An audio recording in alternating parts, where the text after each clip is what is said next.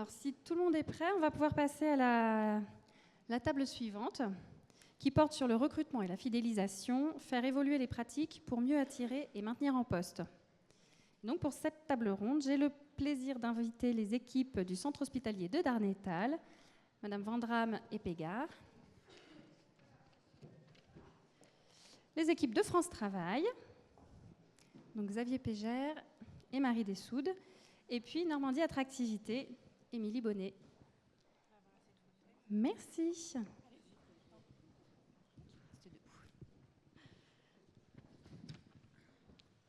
Donc, merci à tous, merci à toutes et tous de venir. Pardon Xavier, je partais sur féminin. Alors si vous le voulez bien, je commencerai d'abord par le centre hospitalier de Darnétal. Donc on a déjà eu tout à l'heure une petite visualisation de votre projet et du dynamisme de l'établissement. Alors d'abord, je vais vous poser la question, comment vous évaluez aujourd'hui l'attractivité de votre établissement ?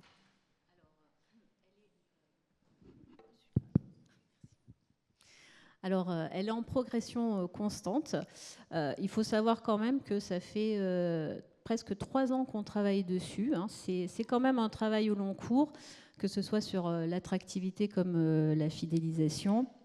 Et on commence à avoir les effets aujourd'hui, des effets très positifs, notamment lors de nos recrutements où les personnes nous disent « Ah ben, j'ai entendu parler du Récul Lavoisier, il y a une bonne politique de promotion, d'attractivité. » Donc on a vraiment des retours très positifs aujourd'hui, mais on travaille, c'est une dynamique au long cours qui porte sur beaucoup d'aspects.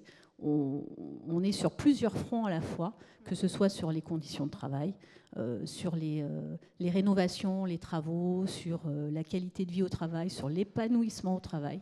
Donc en fait, c'est vrai qu'à un moment donné, ça touche beaucoup de secteurs, pas seulement les ressources humaines. Et voilà, grâce à ça, on arrive à avoir des bons retours positifs. Vous avez amélioré votre réputation du coup d'employeur. Tout à fait. Et qu'est-ce que vous avez activé un peu plus précisément comme levier du coup ? Donc on travaille sur 4 leviers, on va dire, importants. L'attractivité et la sécurisation professionnelle. Donc c'est travailler forcément sur l'accueil de nos professionnels avec notamment donc, les tuteurs référencés, c'est-à-dire des tuteurs où on garantit qu'ils transmettent la bonne information, que ce soit sur les stagiaires comme sur les nouveaux arrivants. Une sorte de certification, on va dire. On a une checklist aussi de ce qu'ils doivent transmettre pour que le nouveau professionnel ait toutes les connaissances. Ça va passer aussi par un petit memory livré que l'agent peut garder dans sa poche et qui du coup redonne des informations sur l'accès au dossier du patient ou du résident, les protocoles, les procédures, les bonnes pratiques, la bientraitance, enfin voilà, c'est tout un petit livret à l'image de ce qui a pu être fait par l'ARS sur les protocoles, procédures sur les urgences par exemple. C'est à peu près ça qu'on a fait. Donc sur l'accueil des nouveaux arrivants qui participent forcément à l'attractivité. Ça va être aussi sur la sécurisation donc, des parcours. Alors là, c'est une petite particularité du centre hospitalier. Ça fait 3 ans qu'en fait, on développe une politique de contractualisation. Donc, on ne fait plus de titularisation du tout.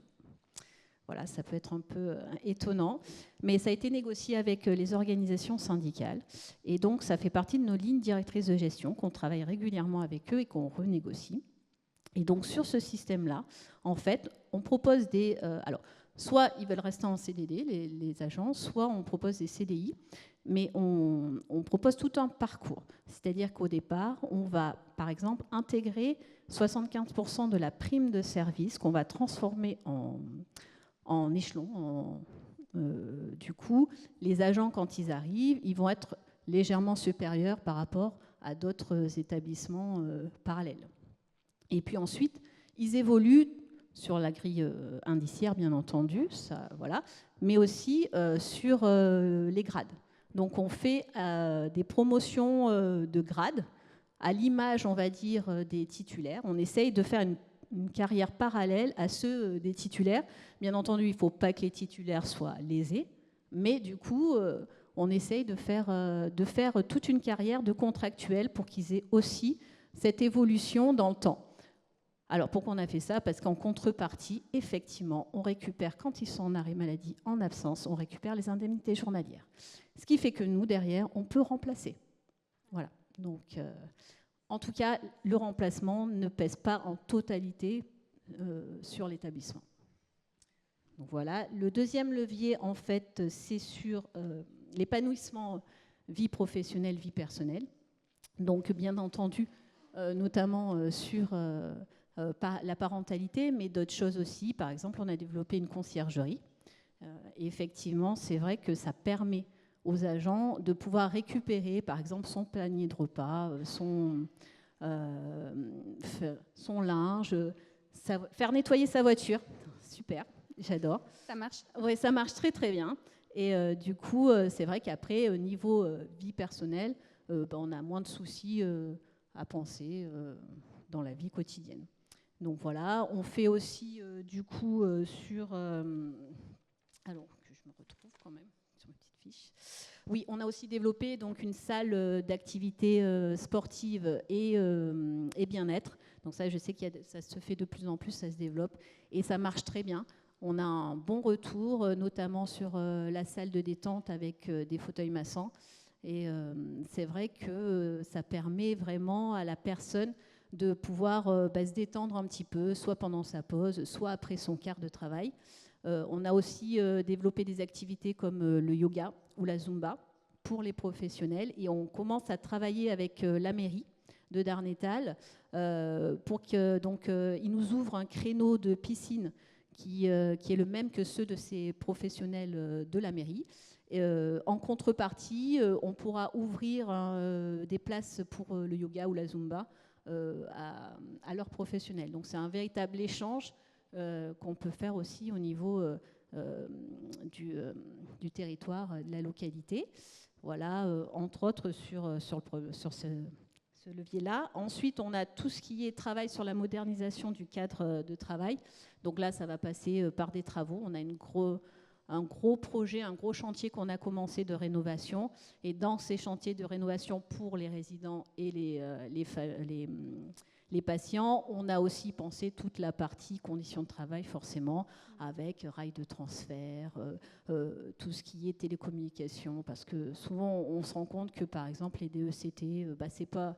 Il faut passer maintenant sur l'étape au-dessus, où les personnes peuvent voir qui va répondre à la sonnette, ou enfin des choses comme ça. Les communications, c'est important pour réduire tout ce qui est déplacement inutile, et puis voilà, optimiser les organisations. Voilà, donc ça c'est tout ce qui est cadre de travail. Et la dernière, c'est l'épanouissement professionnel, où là on va avoir vraiment un travail sur la formation, l'évolution professionnelle, d'ASHQ à AS, AS, IDE et ainsi de suite. Donc ça, on travaille beaucoup là-dessus, mais aussi sur d'autres projets type engagement collectif. Donc, par exemple, on a fait dernièrement, c'est un projet en équipe pluridisciplinaire sur des petites scénettes que les professionnels ont montées avec les résidents, par exemple sur la bientraitance. Donc, des situations où on disait est-ce que c'est un acte de bientraitance, de maltraitance, ainsi de suite. C'est des différentes actions comme ça qu'on travaille au quotidien. Ça permet de les impliquer et de valoriser le travail qu'ils font là-dessus. Et donc, on participe aussi à cet épanouissement. Parfait, merci beaucoup. Très complet. Est-ce que vous pouvez nous reparler en fait, du projet un peu pour lequel vous avez vous avez été lauréat d'un trophée de l'attractivité, à savoir le projet de parentalité, de soignants-parents, je crois. Et qu'est-ce qui a initié cette démarche et comment ça se concrétise? Oui, alors du coup, nous nous sommes lancés dans l'aventure de la parentalité tout simplement en étant à l'écoute aussi des envies du terrain. On a observé, notre objectif c'était de créer du lien vraiment entre l'institution et l'agent, en fin de compte. On cherche vraiment à créer un bien-être durable et on s'est posé la question, voilà, qu'est-ce qui... déjà, on a observé aussi combien nous avions de parents aussi au sein de l'institution. Alors, on vous a dit plus de 65% à charge, mais on est autour de 75% de personnes qui ont des enfants. Et ensuite, on peut potentiellement estimer qu'il y ait 15% de personnes qui soit sont grands-parents, soit vont être parents à venir. Donc en fait, on s'est dit, on a aussi observé le taux d'absentéisme des fois aussi. C'est une réalité sur des temps partiels, sur des temps voilà, un peu du soin en fait, hospitalier. Il y a le problème de la garde d'enfants. Donc voilà, donc on a observé tout ça, on a écouté aussi, on lançait nos événements. Voilà, on a été très à l'écoute des agents. Et du coup, on a souhaité ouvrir l'établissement, enfin montrer que l'établissement souhaitait s'engager dans cette voie en devenant soutien et facilitateur.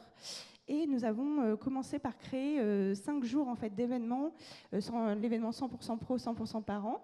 Nous avons décidé d'inviter les enfants du personnel parce que c'est très important aussi de se dire, voilà, cette institution, ce travail que papa, maman enfin que papa ou maman fait, qui n'est pas là, voilà, papa n'est pas là à Noël parfois, maman doit repartir le week-end, voilà, ce travail prend mon parent et donc on a essayé d'ouvrir et de présenter en travaillant sur la valorisation du métier.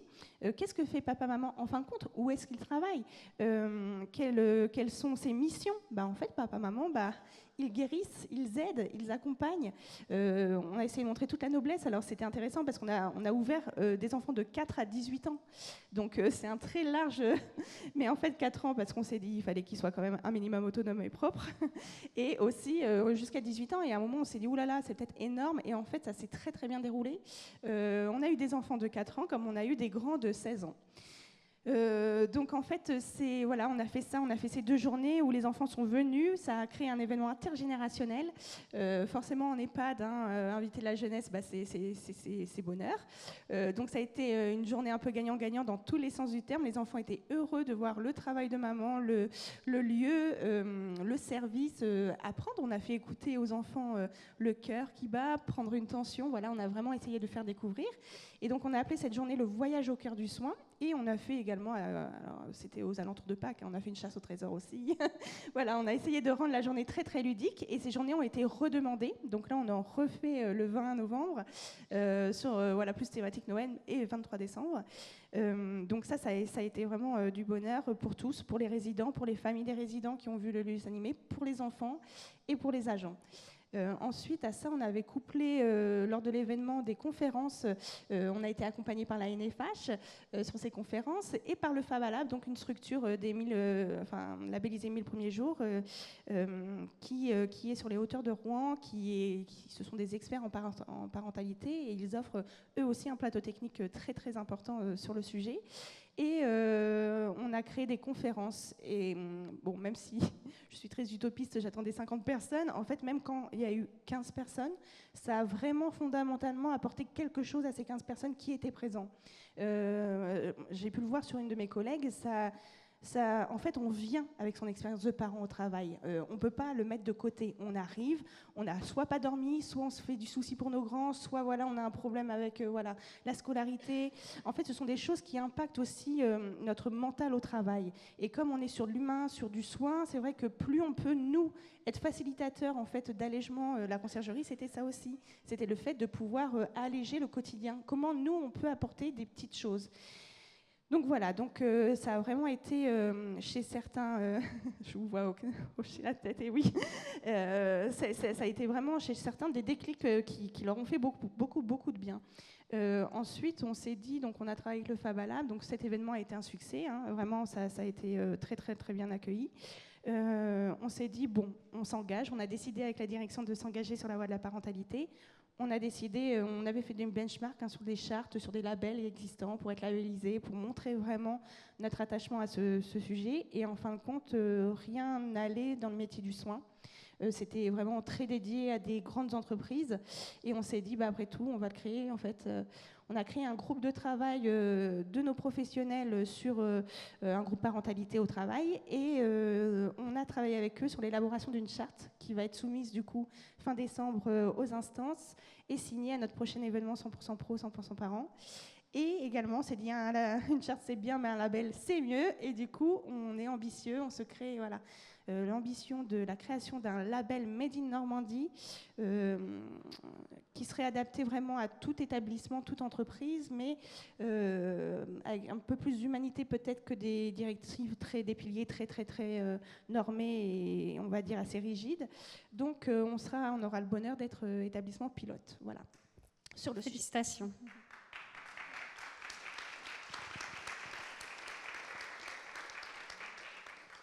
Est-ce que vous avez d'autres projets, du coup ? Il a l'air très dynamique sur toutes les questions, vous n'arrêtez pas ? Tout à fait, nous en avons d'autres.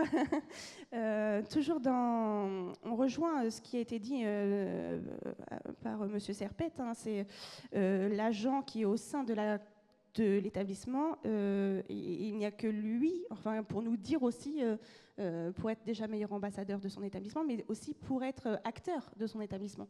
Donc, en concertation avec la psychologue du travail, qu'on travaille beaucoup de concert sur l'attractivité, sur le bien-être, sur les envies des professionnels, on a décidé de créer deux projets, oui, deux clubs, on va dire. L'un, c'est les idées de Durécu. Là, c'est comme une pépinière d'idées, en fait. Beaucoup d'agents ont des envies, ont envie de faire évoluer l'institution, ont envie de tester des choses.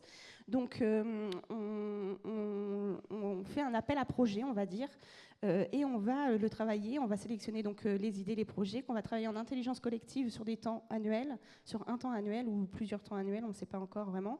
Et on va essayer de trouver des mécènes, en fait, des entreprises locales mécènes ou des établissements locaux mécènes qui seraient porteurs avec nous de cette pépinière annuelle. Et l'idée, c'est vraiment de passer l'idée, enfin passer le cadre, passer tout ça, vraiment que l'agent propose son idée ou le groupe d'agents et ensuite qu'elle soit réalisée ou qu'on vote, et qu'elle soit déployée en intelligence collective avec les agents. Oui, ça marche, je sais pas. Et c'est vraiment de donner la parole aux agents, cette pépinière d'idées. Peut-être avec un laboratoire de pratique, on ne sait pas encore, mais c'est ce qui arrive là, 2025. Et un deuxième projet où c'est un club des ambassadeurs, on parlait d'ambassadeurs. En effet, il y a des agents qui sont passionnés. On a fait différents temps festifs parce que comme on voulait créer du lien, on a créé des temps festifs, un marché de Noël, on a créé une guinguette, on a fait un marché de Noël, on a fait les vœux, des temps festifs pour se rencontrer autrement. Et des agents ont eu envie de créer des temps aussi pour se rencontrer. Donc on a mis en place une écoute, des idées. Et une agent a porté le projet d'une guinguette estivale qui a été super bien accueillie. C'était vraiment très très chouette. Et en fait, on s'est dit quoi de mieux que les agents pour faire battre le cœur de l'établissement. Donc on se lance dans un club des ambassadeurs qui va avoir un volet un peu comité des fêtes à destination des agents et qui va avoir un volet aussi ambassadeur de l'établissement. Quand on fait battre un cœur, on est à même d'en parler et voilà. Donc nos deux projets à venir. Bravo. Félicitations pour toutes ces idées. Je vous propose de passer à l'accompagnement par France Travail. Donc Monsieur Pégère et Madame Dessoude. Est-ce que vous pouvez vous présenter et puis nous expliquer aujourd'hui comment France Travail met en place des outils pour accompagner les employeurs de notre secteur? Je commence. Bonjour à toutes et à tous. Xavier Pégère, France Travail Normandie. Et puis je vais laisser Marie peut-être se présenter, puis on reviendra après sur des projets innovants. Donc moi je vais vous parler d'une action qu'on a mise en place et qui existe dans beaucoup de France Travail au niveau national, c'est le stade vers l'emploi. Voilà. Donc peut-être qu'il y avait une petite vidéo qu'on devait passer. Alors peut-être avant de passer la vidéo qui va un peu nous booster pour cette deuxième séquence de l'après-midi. L'idée, on l'a vu depuis ce matin. Alors je viens pas avec des chiffres ou des données quantitatives. Vous les vivez au quotidien, les difficultés de recrutement, les tensions. L'idée, nous, au-delà de notre offre classique l'on évoquera peut-être tout à l'heure, c'est de recruter autrement. Et j'aurais même tendance à dire, peut-être pour être un peu provocateur, que vous soyez recrutés autrement. Donc on développe énormément d'innovation. Marie en présentait présentera une par le sport.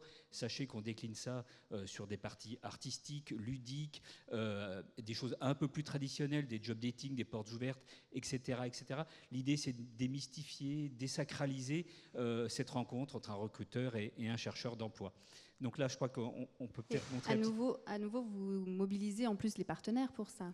Alors, je ne vais pas les citer parce que j'en ai vu plein dans la salle, et si je commence à faire une diatribe et que j'en oublie, je vais me faire huer. Mais effectivement, l'idée, c'est qu'on mobilise tous les partenaires qui ont envie de se mettre à nos côtés pour permettre de faire connaître ces métiers, d'orienter, de montrer, de faire vivre ces métiers. Donc, si je prends par exemple la semaine des métiers du soin et de la santé que l'on a menée fin avril l'année dernière et qu'on va mener aussi l'année prochaine en 2025, je compte toujours autant sur vous pour l'année 2025, en ayant un vœu, c'est un peu la période des souhaits de Noël qui approche, j'entendais ça à l'instant, je croise les doigts comme vous que ça ne tombe pas pendant les vacances scolaires, ce qui nous simplifie beaucoup la vie. Mais effectivement, on a mené, je crois, plus de 134 exactement actions dans toutes les agences France Travail de Normandie. On a eu 2500 chercheurs d'emploi qui étaient présents sur ces actions. On a fait des trucs super fun, soit dans vos entreprises. Moi, j'ai des souvenirs de choses qui se sont passées au groupe hospitalier du Havre, au CHU de Caen, et j'en oublie plein, des portes ouvertes où il y a eu beaucoup de monde. Ça a décliné derrière vers des immersions. Je prends juste le Havre parce que j'ai les chiffres en tête. Je crois qu'il y a eu 200 demandeurs d'emploi présents pour 90 immersions derrière. C'est-à-dire que sur les 200, on a quand même 90 qui sont venus passer quelques temps dans un établissement de santé ou médico-social pour voir le métier. Et nous, on le sait, un peu comme le rugby, le taux de transformation derrière est super fort. Une fois qu'on a mis un pied dans l'entreprise, quelqu'un parlait du pied dans la porte tout à l'heure, c'est un peu la même chose. Une fois que cette immersion a été réalisée, la personne a tendance à rester. Et puis, il y a des choses que l'on aime bien aussi, c'est un peu faire vivre nos agences au rythme de cette semaine thématique. Et je prends un exemple, le directeur général adjoint de l'ARS était présent à nos côtés, ainsi que le directeur Grand Ouest de l'Opco Santé et notre directrice régionale, dans une agence, France Travail, qui s'était mis Vivre Santé, c'est-à-dire qu'on avait mis des lits médicalisés, des planches de transfert, des simulateurs de vieillissement dans le hall d'accueil, ce qui permettait aux demandeurs d'emploi qui rentraient de voir les métiers. Ça fait une super accroche pour pouvoir parler des métiers, de montrer ce qu'ils sont, faire passer des messages, parler formation. L'Opco Santé avait mis un jeu assez sympa où les DRH et les demandeurs d'emploi étaient anonymes. On ne savait pas qui était DRH, qui était demandeur d'emploi. Et on a fait un burger quiz comme ça, l'émission d'Alain Chabat, mais sans Alain Chabat, il n'était pas dispo malheureusement. Mais l'idée, c'était autour de questions relativement simples, mais qui amenaient à réfléchir, à travailler ensemble. Voilà, c'est tout ce qu'on va pouvoir imaginer, et je suis certain que la partition n'est pas finie d'écrire, on peut le monter avec vous et faire des actions adaptées pour aller chercher les demandeurs d'emploi du territoire ou plus large, mais on n'a pas évoqué tellement la mobilité, mais la Normandie ne brille pas malheureusement en termes de mobilité, donc voilà, il faut jouer un peu à armes égales et aller chasser, si vous me permettez l'expression, sur son territoire pour aller recruter les personnes. Toutes ces actions, tous ces dispositifs sont vraiment à votre discrétion. Ils sont gratuits, donc n'hésitez pas à pousser les portes d'une agence France Travail pour travailler sur l'action la plus adaptée. Ça peut être un forum chez vous, ça peut être une animation dans une agence France Travail, ça peut être une action avec les partenaires du conseil régional qui était là tout à l'heure, ou de l'agence de l'orientation. Voilà, nous, l'idée, c'est qu'on mobilise tous les partenaires à disposition pour mettre en place l'action qui serait efficace. Nous, on n'a qu'une envie, c'est que ce soit efficace, qu'il y ait, nous, des demandeurs d'emploi qui nous quittent pour venir travailler chez vous et qui restent. On voyait tout ce que vous faites sur la fidélisation. Nous, c'est quelque chose sur lequel on ne va pas, mais on peut aussi vous accompagner en termes de GPEC pour travailler peut-être un peu des stratégies d'accompagnement à la prise de poste. On pourrait parler de formation, parler de plein de choses, mais on est encore là à l'apéro ce soir, Juliette, si je continue là-dessus. Donc un bel exemple dont vous vouliez nous parler, d'accompagnement, en tout cas de mobilisation à la fois partenariale, originale sur le recrutement, c'est donc le Stade vers l'emploi. Et donc vous avez porté une petite vidéo. Tout à fait.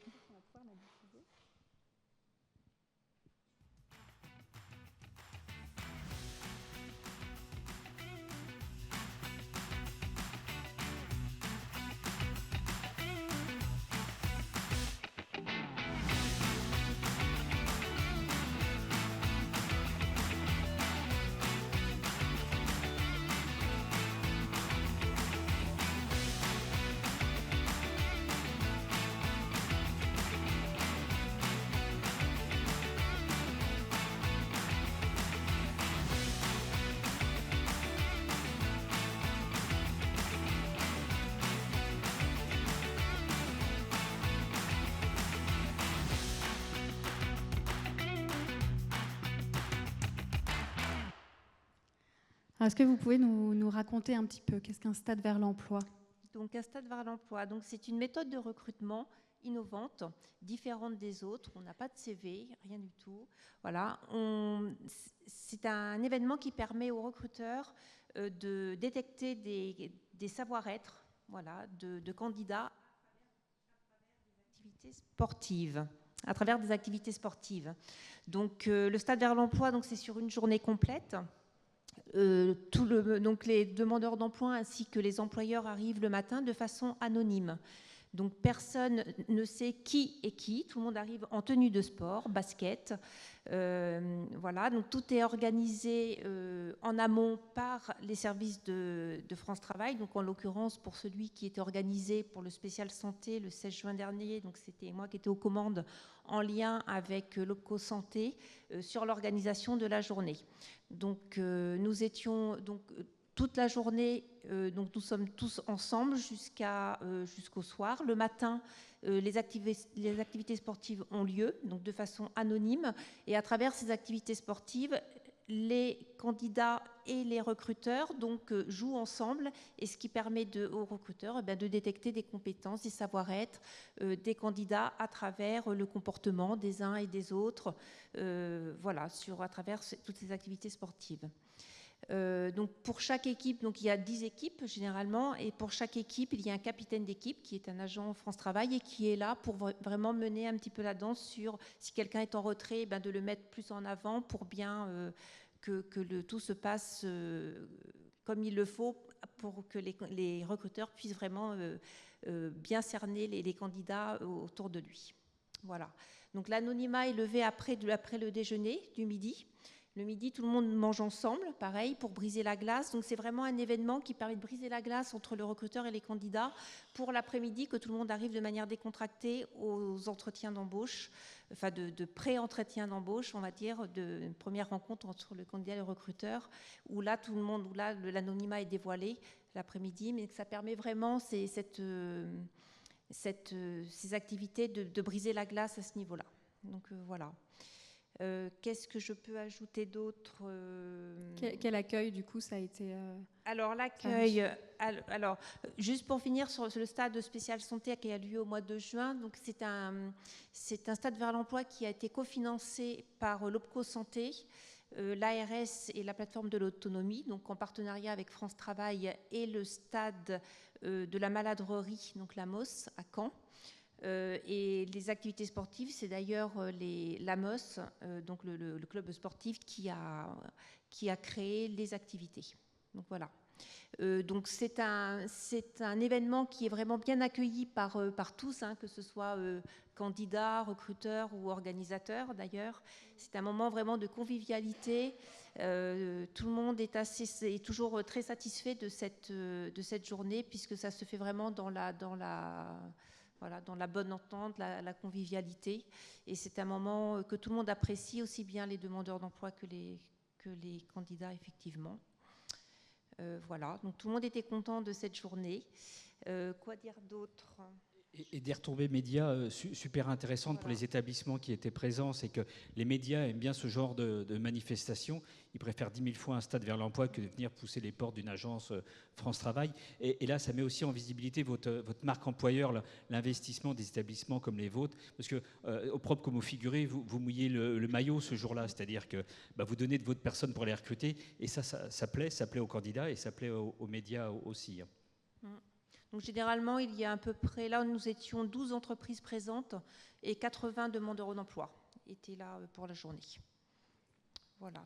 On recommence en 2025 alors ? Oui, sans problème. l'OPCO Santé envisage justement de renouveler l'opération sur tout le Grand Ouest et de faire de cet événement quelque chose de récurrent, puisqu'ils ont vraiment apprécié. C'était la première fois qu'ils le faisaient, qu'ils l'organisaient. C'est eux qui ont sourcé les entreprises d'ailleurs. Ils comptent le refaire. Il y en a un prévu à Brest, je crois, dans 6 mois, quelque chose comme ça, enfin d'ici début 2025 en tout cas, au mois de juin il me semble. On peut faire un appel déjà ici aux potentiels recruteurs intéressés. N'hésitez pas à nous en informer si vous souhaitez être dans l'Orne, ils sont preneurs. D'accord. Il y en a encore d'organisés là dans le Calvados, hein, sur Caen, il y en a encore d'organisés d'ici à la fin de l'année. Oui. Donc voilà, toutes les entreprises sont les bienvenues. Après, là, nous, c'était un spécial de santé, mais il se peut que ce soit aussi multisecteur. Donc on peut aussi convier des entreprises de tout secteur d'activité. Donc voilà, vous pouvez sans problème vous mettre en relation avec le France Travail dont vous dépendez et on pourra vous renseigner. Et peut-être un scoop, mais je ne sais pas s'il y a des collaborateurs de la préfecture qui sont encore là. On envisage d'en faire un spécial fonction publique. Donc la fonction publique hospitalière sera bien sûr la bienvenue sur ce stade qui, on l'envisage en décembre, mais on le reporte pour plein de raisons, certainement sur 2025. Mais voilà, qui sera ouvert aux 3 fonctions publiques territoriales, hospitalières ou d'État. Et voilà, comme le disait Marie, on a aussi des stades vers l'emploi généralistes. N'hésitez pas à venir, vous êtes un établissement qui recrute comme un autre. L'idée aussi, c'est que vos offres d'emploi soient clairement définies avant, que nous, on aille sourcer, identifier des demandeurs d'emploi qui gravitent autour de ce métier-là. Alors, par contre, même si à Caen, je me demande s'il n'y a pas une infirmière qui était là, mais c'est un peu une étoile filante, mais on est plus sur des métiers un peu support, connexes au métier de la santé. Hein. Aujourd'hui, il ne faut pas se leurrer, nous n'avons pas dans les fichiers France Travail beaucoup de cadres de santé ou de médecins ou de personnes diplômées. Par contre, sur tous les autres métiers qui sont un peu aussi votre petit gravier dans la chaussure aussi en termes de recrutement, là, on peut aller vous aider à les identifier, à les motiver aussi. On a des outils, nous, de détection de potentiel pour voir s'ils sont... J'anticipe peut-être sur la question d'après, je suis en train de me dire, Juliette, non, je continue tout, je continue tout seul. Donc nous, on peut aller chercher des gens qui n'ont pas d'idée, de leur présenter le secteur pour les orienter vers ce secteur. Et ensuite, nous, on essaie de créer la relation avec vous, avec toute la manière qu'on vient d'évoquer là. Mais j'insiste, il y a le sport, mais on a plein d'autres concepts. Donc vraiment, le conseil qu'on peut vous donner, si vous avez des recrutements à venir, ou même si vous n'en avez pas, mais vous savez que potentiellement, vous allez être confronté à des difficultés de recrutement, de rencontrer votre agence France Travail, que ce soit un membre de comité de direction ou un responsable d'équipe entreprise ou un conseiller entreprise, pour travailler avec vous, d'évoquer vos difficultés, les postes que vous avez à satisfaire et de mettre en place une stratégie, parce que vous vous doutez bien que s'il faut identifier, former avant qu'ils prennent fonction, la personne, vous ne pourrez pas la recruter d'une semaine sur l'autre, mais voilà, il y a une petite stratégie à mettre en place qui est vertueuse, parce que plus vous serez connu des collègues, plus ils pourront vous envoyer automatiquement, nous on parle de promotion de profil, on peut vous envoyer automatiquement des profils qu'on sait pouvoir être intéressants pour vous. Donc c'est cette idée d'anticipation et de bonne connaissance mutuelle. Et d'ailleurs, dans le secteur, vous vous êtes rapproché de certains établissements hospitaliers dans la région avec plutôt du succès. En fait, vous avez pu mettre en place certains accompagnements. Alors, avant d'arriver dans des notions un peu de détail, nous, on a un chiffre qu'on aime souvent à évoquer, c'est que 87% des entreprises, alors que ce soit tout secteur d'activité confondu, sont satisfaites, voire très satisfaites des services de France Travail. Alors, ça fait un peu de la promo et je m'en excuse, mais ça prouve une réalité, c'est que ceux qui bossent avec nous en sont super satisfaits. Malheureusement, tout le monde ne travaille pas avec nous. Si on parle de part de marché, on se situe entre 20 et 25%. C'est-à-dire qu'on a quand même les 3/4 des entreprises qui ne travaillent pas avec nous. Tant mieux, peut-être que d'autres modalités de recrutement, on en a vu plein, hein. On a vu les réseaux sociaux, on a vu le Bon Coin, on a vu des tas de systèmes qui fonctionnent aussi. Moi, je crois que l'intérêt, c'est aussi de cumuler les sources de recrutement. Donc voilà, on a un taux de satisfaction important. Après, effectivement, on a vu le centre hospitalier de Lisieux, avec qui on a fait de très beaux événements. J'ai évoqué tout à l'heure le groupement hospitalier du Havre ou du CHU qui ont ouvert leurs portes pour montrer à voir. Tout à l'heure, on évoquait l'imagerie médicale. Alors, je ne sais pas si France Travail était derrière ou pas, j'en sais rien, mais c'est le type d'initiatives qui sont fantastiques. L'idée, c'est de ensemble construire l'action la plus adaptée. Et nous, d'aller identifier, et j'insiste, avec le réseau pour l'emploi, le passage de Pôle emploi en France Travail fait qu'on est davantage ouvert sur l'extérieur, donc que ce soit avec les missions locales plutôt pour les jeunes, Cap Emploi pour les personnes qu'il faut accompagner, compenser le handicap pour la reprise d'un poste, ou les départements autour des bénéficiaires du RSA. Vous m'excuserez l'expression, mais on aime bien les chasser en meute pour vous garantir le plus de candidats possible. Et l'idée, c'est ça, en poussant la porte du réseau pour l'emploi, c'est d'avoir cette capacité à aller vers les publics. Et nous, l'enjeu aussi que nous avons pour cette année et les années à venir, c'est d'aller vers les publics qui aujourd'hui ne nous connaissent pas, ou les publics demandeurs d'emploi qui ne nous connaissent pas. Donc à nous d'aller les voir et de leur montrer aussi notre capacité à pouvoir les emmener vers des secteurs qui recrutent. Merci beaucoup. Alors, on a vu du coup l'attractivité d'un établissement, les outils de France Travail. Donc maintenant, on va pouvoir voir un petit peu l'attractivité de la Normandie, un peu plus globale, mais c'est important aussi d'évoquer l'attractivité d'un territoire quand on parle de l'attractivité d'un établissement, parce que finalement, l'établissement est au cœur d'un territoire qu'il faut valoriser. Donc est-ce que vous voulez d'abord vous présenter et puis nous parler un petit peu de l'attractivité de la Normandie? Oui, bien sûr. Bonjour à toutes et à tous. Donc moi, je suis Émilie Bonnet, je suis responsable du pôle réseau pour l'agence Normandie Attractivité. Quelques mots rapides sur Normandie Attractivité. C'est l'agence de marketing territorial et donc d'attractivité de la région Normandie. Ça fait 7 ans qu'on existe aujourd'hui et ça fait 1 an qu'on s'intéresse à la question de l'attractivité médicale. C'est pas du tout une question qui était au cœur de la feuille de route de l'agence pour différentes raisons et notamment parce que nos collègues des départements se saisissent de cette question depuis des années et s'en saisissent très bien. Et donc, il y a une forme de complémentarité parmi les acteurs dans l'écosystème qui nous semblait aussi naturelle. Et c'est finalement nos collègues des départements qui nous ont sollicités en parallèle de l'instauration et de la structuration de la mission santé au sein du conseil régional, qui nous ont permis d'identifier qu'en fait, il y avait quand même un intérêt sur certains aspects, sur certains axes, à se positionner en tant que région sur cette question d'attractivité médicale.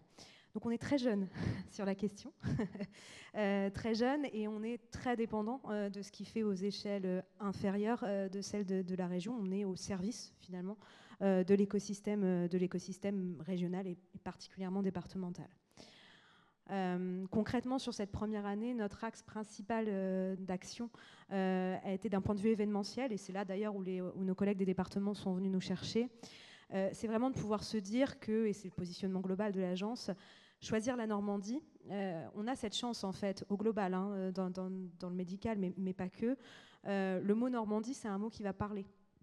En France notamment, aussi à l'international, on a cette image de marque en fait territoriale qui est assez naturelle de notre région. Et donc cette capacité d'aller capter des publics à l'extérieur de la Normandie, juste par la notoriété naturelle de notre région. Et donc pour les départements notamment, mais pas que, parce que les départements viennent aussi avec des EPCI, avec des structures, des établissements, enfin avec les partenaires, c'est pouvoir tous se réunir, et je reprends l'expression qui a été citée à un moment, et de chasser en meute sous cette bannière Normandie, et de pouvoir être naturellement, efficacement identifié en tant que collectif normand prêt à accueillir et à offrir un cadre de vie et voilà, et tout un tas d'arguments pour venir s'installer en Normandie, et j'ai presque envie de dire, peu importe la trajectoire professionnelle concernée. Et selon vous, la Normandie parvient-elle à attirer du personnel de façon suffisante? Non. Alors, je viens pas avec mes statistiques, et je les ai pas d'ailleurs. Mais non, je pense qu'on serait en partie pas tout à fait là aujourd'hui si j'avais répondu par la positive, malheureusement. Non, effectivement, on n'est pas du tout dans une situation de satisfaction. On est aussi dans un domaine qui est ultra compétitif. Là, je parle aussi en termes de marketing territorial. Nous, on le voit sur un des événements qui a été un petit peu moteur cette année pour cette démarche partenariale, c'est celui du congrès ISNAR-IMG qui s'est déroulé à Rouen cette année, sur lequel on avait mis cette force de frappe du collectif normand en place avec nos collègues des 5 départements. Au-delà, en parallèle, on va dire, du congrès et de ce qui se passe pour les congressistes, je pense qu'on peut dire qu'on a quasiment la France entière qui est réunie pour proposer de goûter à son terroir, pour gagner un séjour immersif en Auvergne, etc., etc. Donc on est vraiment dans un contexte extrêmement compétitif pour pouvoir donner à des futurs professionnels de santé des arguments, là on parle de médecins généralistes en l'occurrence, des arguments pour choisir la Normandie. Pourquoi venir s'installer finalement en Normandie et pas ailleurs? C'est quoi les arguments alors? Qu'est-ce qui fait la force de la Normandie? Ce qui va faire notre force naturelle, ça va être notre cadre de vie, je pense. Cadre de vie qui est aussi reconnu, qui peut parfois nous faire défaut, puisque peut-être que dans l'imaginaire, justement, on va aller penser bocage, on va aller penser bord de mer parfois, on va aller penser ville moyenne, on va avoir des arguments de véritable qualité, mais on ne va pas forcément penser carrière. L'image économique de notre région, c'est quelque chose sur lequel on travaille au global. Elle n'est pas forcément naturelle, elle n'est pas forcément immédiate, et donc on pourrait avoir des freins à l'installation. Donc pour des candidats à la mobilité professionnelle, au global encore une fois, mais si on prend la cible médicale, Ça peut être aussi dans le cadre d'un choix de famille. Moi, je suis médecin généraliste. Oui, je sais qu'a priori, je ne vais pas avoir de souci à m'installer en Normandie. Mais quid de mon conjoint, de ma conjointe ? La Normandie, il n'y a pas vraiment de boulot. C'est le bocage, le cidre, c'est sympa. J'exagère un peu le trait, mais vous voyez l'idée. C'est vraiment de pouvoir passer ce message d'une région qui a énormément à offrir en termes de cadre de vie, mais pas uniquement, et aussi en termes de carrière. Et là, on a encore un petit peu de travail tous ensemble. Le dynamisme, l'innovation, c'est tout ça qu'il faut mettre en valeur. Tout à fait. C'est cette capacité aussi de pouvoir... Alors après, c'est important, c'est aussi de pouvoir parler à la génération actuelle. Les démarches qu'on entend comme celles que vous proposez, c'est aussi de faire des carrières qui font sens, avec des employeurs qui s'engagent. Encore une fois, dans tous les domaines, c'est aussi avoir un équilibre de vie professionnel, personnel, mais qui parle aussi, je me permets de le répéter ici, mais qui parle aussi à cette cible médicale, et qui est parfois un peu oublié, et qui a pendant assez longtemps été oublié d'un point de vue du désert médical, dans toute cette dynamique de désertification, c'est que les soignants aujourd'hui, la cible médicale au global, finalement, sont des jeunes cadres supérieurs comme d'autres, si je pars sur une partie, on va dire, de ceux sur lesquels on travaille, qui ont les mêmes aspirations, qui ont un cadre sup dans l'industrie, un bon salaire, un bon cadre de vie, une possibilité de profiter d'un bon salaire pour des loisirs, pour avoir une belle maison, pour avoir etc. etc. Donc c'est vraiment des aspirations qui sont très communes en fait à l'ensemble d'une catégorie socio-professionnelle, et peut-être pas uniquement en fait sur les professionnels de santé, où on avait peut-être trop tendance à parler santé et pas suffisamment cadre de vie. Et vous mentionnez du coup les agences d'attractivité départementales qui sont très actives, on le sait. Et comment vous arrivez à organiser un petit peu vos missions, à coordonner un petit peu tout cela aujourd'hui, et peut-être dans le futur, peut-être en construction. Ouais, voilà, on est sur un processus en pleine construction. On a aussi le travail de la mission santé au sein du conseil régional qui est essentiel de ce point de vue, qui va nous aider aussi dans la structuration de cet élan partenarial. Je pense vraiment que la dimension événementielle à l'extérieur de la Normandie, c'est là où notre initiative collective prend le plus de sens, puisque on est sous cette bannière Normandie, on va multiplier notre force, on va multiplier notre impact, tout en respectant les identités territoriales de chacun. Donc en plus, on a construit ce pavillon Normandie avec la possibilité pour chaque département d'avoir son propre écrin, à sa propre couleur. Donc les partenaires départementaux ont eu la possibilité de mettre aux couleurs de l'Orne, de l'Eure, du Calvados, de la Seine-Maritime et de la Manche leurs arguments, leurs images, leur identité de marque également, pour pouvoir vraiment, une fois que le candidat passe dans l'univers Normandie, situe la Normandie sur la carte, puisse aussi aller chercher ce qui l'intéresse, et parfois des choses qui sont très identitaires. On sait que nos collègues de l'Orne n'ont pas les mêmes choses à proposer que nos collègues de la Manche. Je grossis un peu le trait parce que forcément je suis sur les opposés, mais voilà, et c'est pas grave, et il y a de la place pour tout le monde. C'est vraiment cette dynamique-là. Donc je pense qu'il y a ce premier aspect sur lequel on a déjà fait des preuves, et sur lequel il y a un panel de possibilités qui est assez important, avec la subtilité que les cibles sont variées et variables. Voilà, on a certains collègues qui vont mettre le paquet sur les dentistes, d'autres qui n'ont pas encore le temps de s'y atteler parce qu'ils ont d'autres urgences.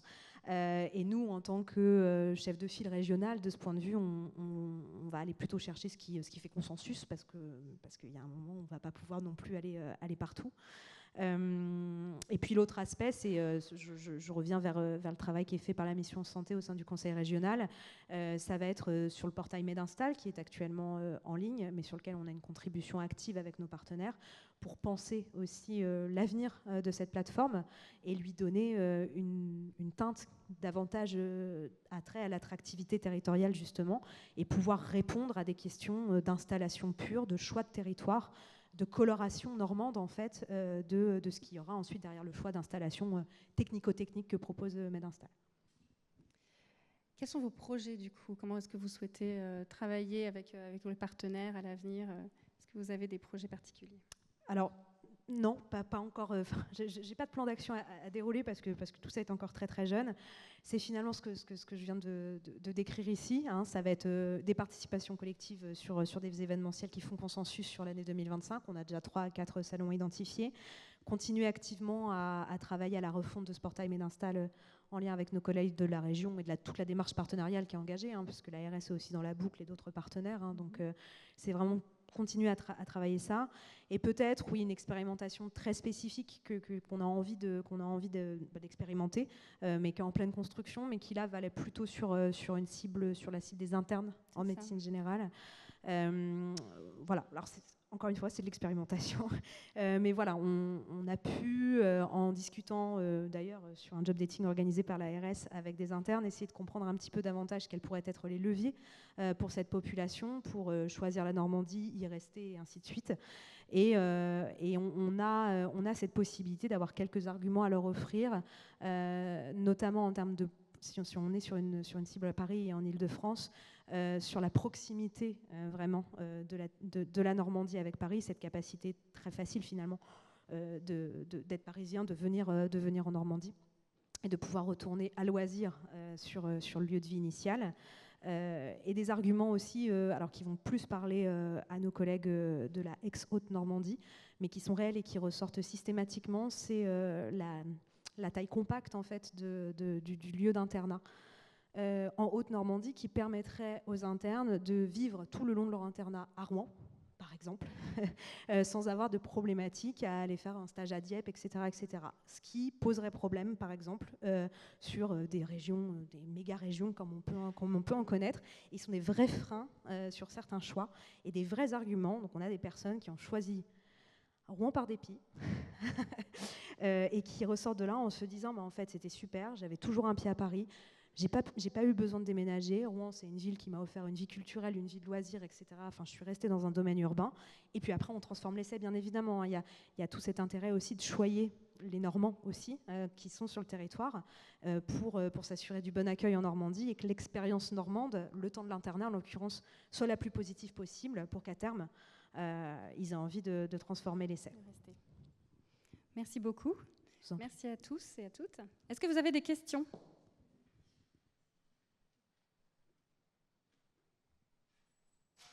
Un auditoire très très calme, n'hésitez pas surtout. Bon, merci à tous.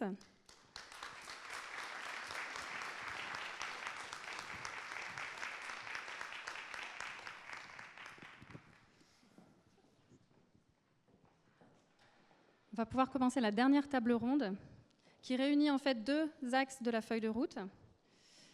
Donc l'axe qualité de vie et des conditions de travail, baisser la sinistralité et favoriser le bien-être au travail pour retrouver l'attractivité. Et l'axe santé et sécurité, soutenir les soignants dans l'exercice de leurs fonctions. Donc je laisse Pierre présenter cette table ronde. Merci beaucoup Juliette. Donc on a le plaisir d'accueillir Bénédicte Dupré, directrice régionale de l'ARACT. Bienvenue. Également avec nous le docteur Maric Lahaye, qui travaille au Centre Henri Becquerel de Rouen et qui est délégué de l'association Donner des ailes à la santé. Et puis le docteur France Costantin, délégué de l'association Soins aux professionnels de santé. Bienvenue. Merci à vous. Alors, deux thématiques très importantes, évidemment, puisque... Ah mais bien sûr, venez, installez-vous. Il y a de la place ici.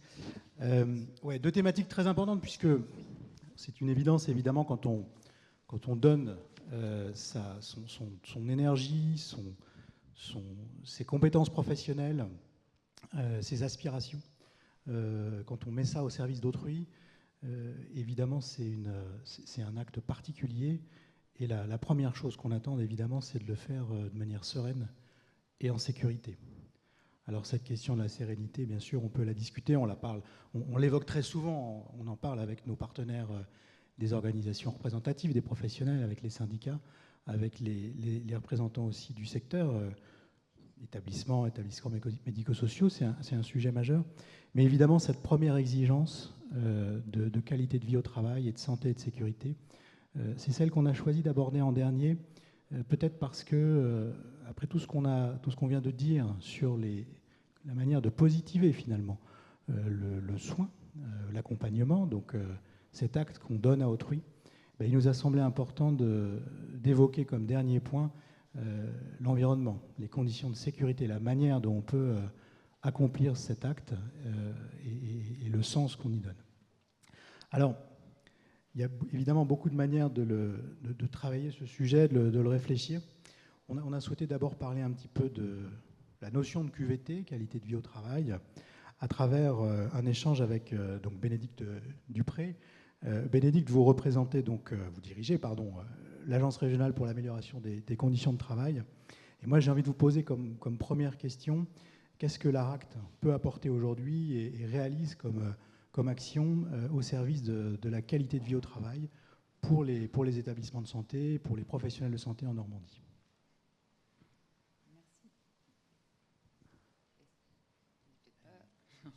Je vais prendre celui-là. Donc oui, merci. Bénédicte Dupré, effectivement, directrice de l'ARACT.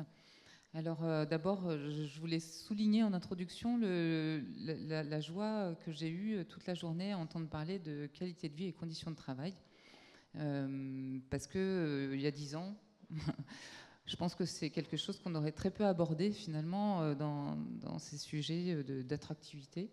On aurait parlé beaucoup de conditions d'emploi, rémunération, horaires, etc. et beaucoup moins de qualité de vie, conditions de travail. Donc je me réjouis effectivement que ces sujets deviennent prégnants dans toutes les installations, structures, établissements, que ce soit dans la santé ou le reste. Alors, qu'est-ce que l'ARACT peut proposer? D'abord, l'ARACT, effectivement, a pour mission de promouvoir l'amélioration des conditions de travail avec 2 ancrages forts, travailler sur l'organisation du travail et travailler sur le dialogue social. Sur la base de ces 2 ancrages, on a à la fois des accompagnements qui peuvent porter sur l'accompagnement d'une démarche qualité de vie, conditions de travail, ou alors on fait des focus sur des sujets tels que management du travail, dialogue social, prévention de la désinsertion professionnelle, inclusion, égalité professionnelle, handicap. Tous les sujets finalement qui ont trait à la question de l'organisation du travail. Aujourd'hui, est-ce que vous avez en particulier des actions? Est-ce que vous pouvez illustrer finalement ces principes, ces objectifs que vous suivez avec les établissements en Normandie? Oui, alors déjà, les actions qu'on a engagées cette année avec le soutien de l'ARS, c'est 2 actions. Une qui relève des étudiants infirmiers. On en a parlé aujourd'hui aussi. On a entendu le souci, la préoccupation qu'on peut avoir suite aux interruptions de formation d'étudiants infirmiers après, en particulier, leur passage en période de stage. Avec la découverte finalement du métier, de la réalité, d'une réalité du métier et des conditions de réalisation de leur activité. Et donc on a proposé effectivement de travailler sur une analyse avec un regard croisé, une analyse de ce que vivent ces étudiants, de ce que les IFSI peuvent en dire et de ce que les personnels des établissements qui encadrent peuvent en dire, pour comprendre finalement où sont les difficultés et de fait où sont les leviers d'action pour essayer d'améliorer ces conditions d'accueil et d'encadrement de ces étudiants pour que le regard qu'ils portent sur le travail qu'ils feront soit un regard plus partagé, moins enclin à cliver et à leur faire abandonner éventuellement. Donc c'est un travail mixte avec tous les acteurs et c'est très riche. Donc ça se déroule sur 2024-2025 avec le souhait de mettre en œuvre des expérimentations sur quelques points d'amélioration en 2025. C'est un travail d'accompagnement ciblé, mais je crois qu'une des valeurs fortes de l'ARACT, c'est aussi la réappropriation par l'ensemble du secteur. Comment ça se passe? Donc, là, par exemple, ce que vous nous évoquez, ce sont des actions avec des établissements, avec des équipes d'établissements. Comment va se passer après la réappropriation par les autres établissements du secteur?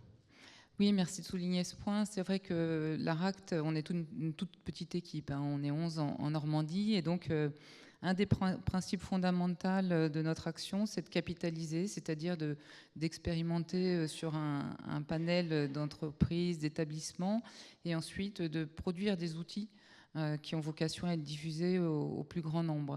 Et donc, il y aura, à l'issue de cette expérimentation, une diffusion sous format à convenir d'infographies, de témoignages, de cette expérience et comment finalement on peut la reproduire ailleurs. Donc on a toujours ce souci. Je peux parler du deuxième projet qui, lui, concerne l'accompagnement d'établissements sur la question de l'attractivité en lien avec la qualité de vie et conditions de travail. Donc on a lancé en 2024 un appel à manifestation d'intérêt pour que des établissements s'inscrivent dans cette démarche d'accompagnement. Démarche d'accompagnement collective, c'est-à-dire que les établissements sont réunis 4 ou 5 fois ensemble pour travailler sur des sujets autour de la qualité de vie et les conditions de travail. D'abord, qu'est-ce que c'est, vu par l'ARACT? Qu'est-ce que c'est ensuite dans leur établissement? Quels sont les enjeux et les actions qu'ils peuvent mettre en place pour améliorer cette qualité de vie et conditions de travail? Sachant que derrière tous ces sujets, nous, on aborde ça de manière très systémique, en considérant que la qualité de vie et les conditions de travail, c'est à la fois la santé au travail, c'est l'organisation, la charge de travail, c'est le management dans l'établissement, c'est le dialogue social dans l'établissement, c'est l'égalité professionnelle. Et on balaye finalement l'ensemble de ces thématiques. Et l'enjeu, c'est pour chaque structure de s'approprier ce qui est prioritaire en termes d'action, en créant des groupes de travail. Il est essentiel qu'effectivement, ça ne reste pas en surface et juste dans des concepts, mais qu'on aille réellement comprendre dans le travail, la réalité du travail des personnels, des établissements, qu'est-ce qui aujourd'hui fait contrainte, qu'est-ce qui au contraire est une ressource, et comment mobiliser un peu plus les ressources et comment réduire les contraintes par une participation active. On l'a entendu à plusieurs reprises aussi aujourd'hui, le fait d'être acteur, d'avoir un pouvoir d'agir en tant qu'agent ou salarié est vraiment un des points essentiels de la perception de la qualité de vie au travail. Donc on va accompagner ces structures pour les rendre autonomes, puisque c'est bien notre enjeu, sur la mise en place de ces démarches. Alors ces objectifs sont des objectifs qui sont très, très forts. Et vous évoquiez l'organisation de l'ARACT, qui est un acteur régional. Vous êtes aussi membre d'un réseau national, et on peut imaginer qu'il y a évidemment des ressources aussi. Est-ce que vous pouvez simplement nous décrire en quelques mots comment se passe le travail de réseau? Est-ce qu'il y a des exemples ou des outils, comme des Serious Games par exemple, que vous pouvez puiser dans ce réseau national des ARACT? Oui, alors c'est un réseau qui existe depuis très longtemps, mais la particularité, c'est qu'on a été fusionné en établissement public administratif au 1er janvier 2023, ce qui nous donne une gouvernance commune, ce qui n'était pas le cas précédemment. Et donc avec la construction en cours entre la direction générale et les directeurs des ARACT d'un cap stratégique, en particulier vocation à mettre à disposition sur l'ensemble du territoire une offre commune, puisque les singularités territoriales sont essentielles à conserver, et c'est pour ça qu'on garde cet ancrage territorial, mais pour autant, il faut que chaque structure puisse bénéficier sur tout le territoire de la même offre. Je vais vous prendre un petit exemple qui est ici des jeux. Je vous ai amené les essentiels QVT, c'est QVCT, mais bon, c'est encore en fusion. Et les essentiels égalité pro, ce sont des jeux finalement qui sont autoportés, c'est-à-dire que toute entreprise peut l'acquérir et ensuite animer des temps d'échange sur ces sujets-là. Ou bien ce sont aussi des jeux qu'on peut venir animer, nous, en structure, pour favoriser la discussion dans un rôle d'équidistance aussi, qui permet parfois aussi de... On peut les faire tourner, on peut les... Oui, tout à fait, on peut les faire tourner. Il n'y a pas de difficulté. Ce ne sont que des petits exemples qui rentraient dans ma sacoche. On en a bien d'autres. On a des jeux autour du management, de la charge de travail, les violences sexistes et sexuelles au travail, plein de sujets finalement qui sont des sujets très sérieux, mais qu'on peut aussi aborder avec des médias qui permettent d'ouvrir la parole dans un cadre sécurisé. Donc tout ce qui permet d'améliorer les conditions de travail est bon à prendre. Et donc le message fort, c'est qu'on soit un établissement, un réseau de professionnels, on peut faire appel à l'ARACT Normandie pour améliorer les conditions de travail. Oui, absolument. Eh ben, merci beaucoup, merci Bénédicte. C'est évidemment un partenariat qui est très important et très utile. Ce que je vous propose maintenant, c'est de poursuivre évidemment sur la QVT, mais en abordant un sujet de fond qui mérite aujourd'hui un coup d'accélération, un coup de boost, le terme a été employé tout à l'heure. C'est la question de l'égalité professionnelle et aussi évidemment de la prévention des violences sexistes et sexuelles.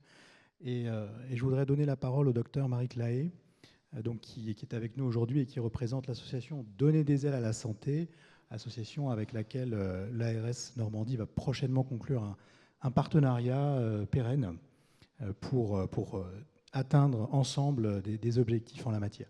Je vous en prie. Bonjour à tous. Donc je remercie l'ARS de nous avoir invités et de nous donner la parole.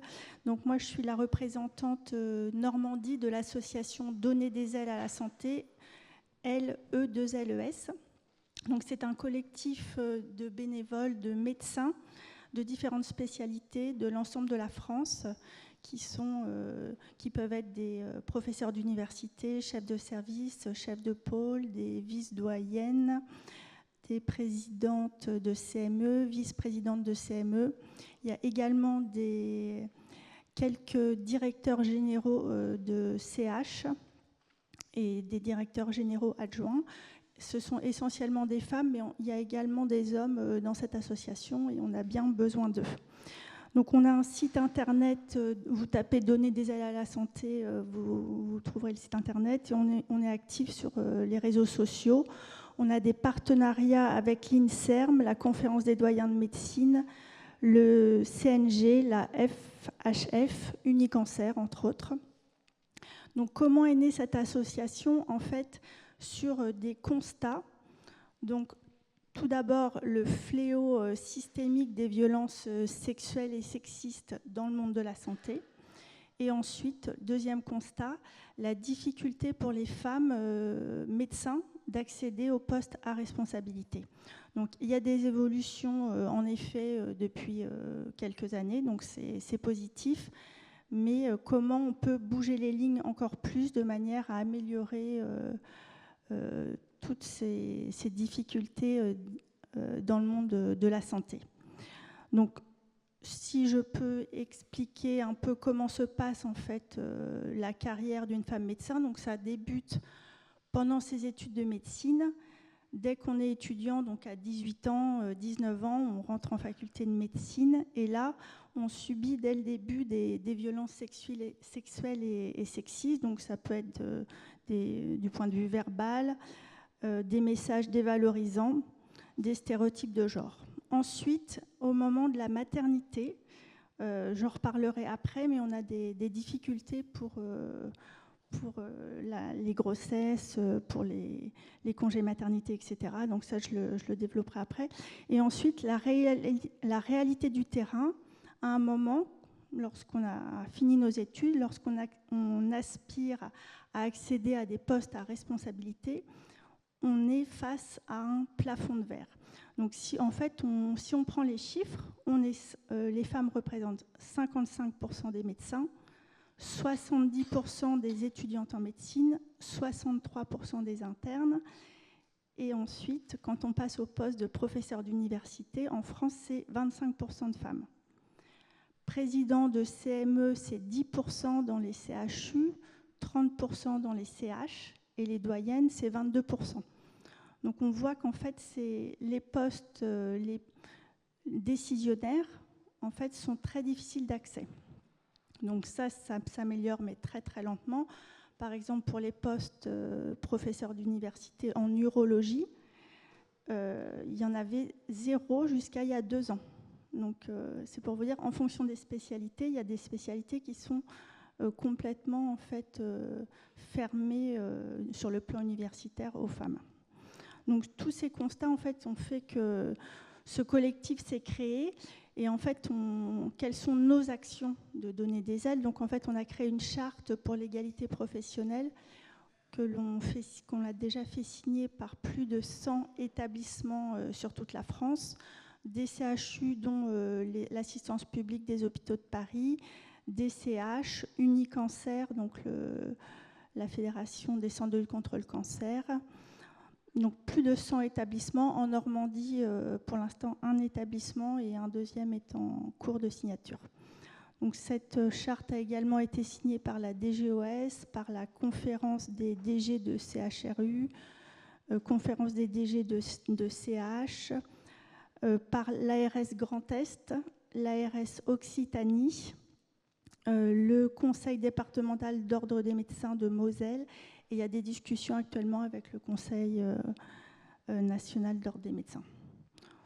Donc c'est ce qu'on propose. On a également participé à des réunions de travail avec le ministère de la Santé, le ministère de l'égalité femmes-hommes, le ministère de la fonction publique. Donner des ailes a également été sollicité lors de la légifération pour la loi d'égalité professionnelle dans la fonction publique hospitalière. Donc en fait, elle a permis d'élargir aux médecins la parité donc, pour les postes de chef de service, chef de pôle, à partir de janvier 2026. Donc la parité pour ces postes, donc c'est très important, puisque à la base, on n'était pas du tout, quand ils parlaient de la fonction publique hospitalière, ils avaient oublié les médecins.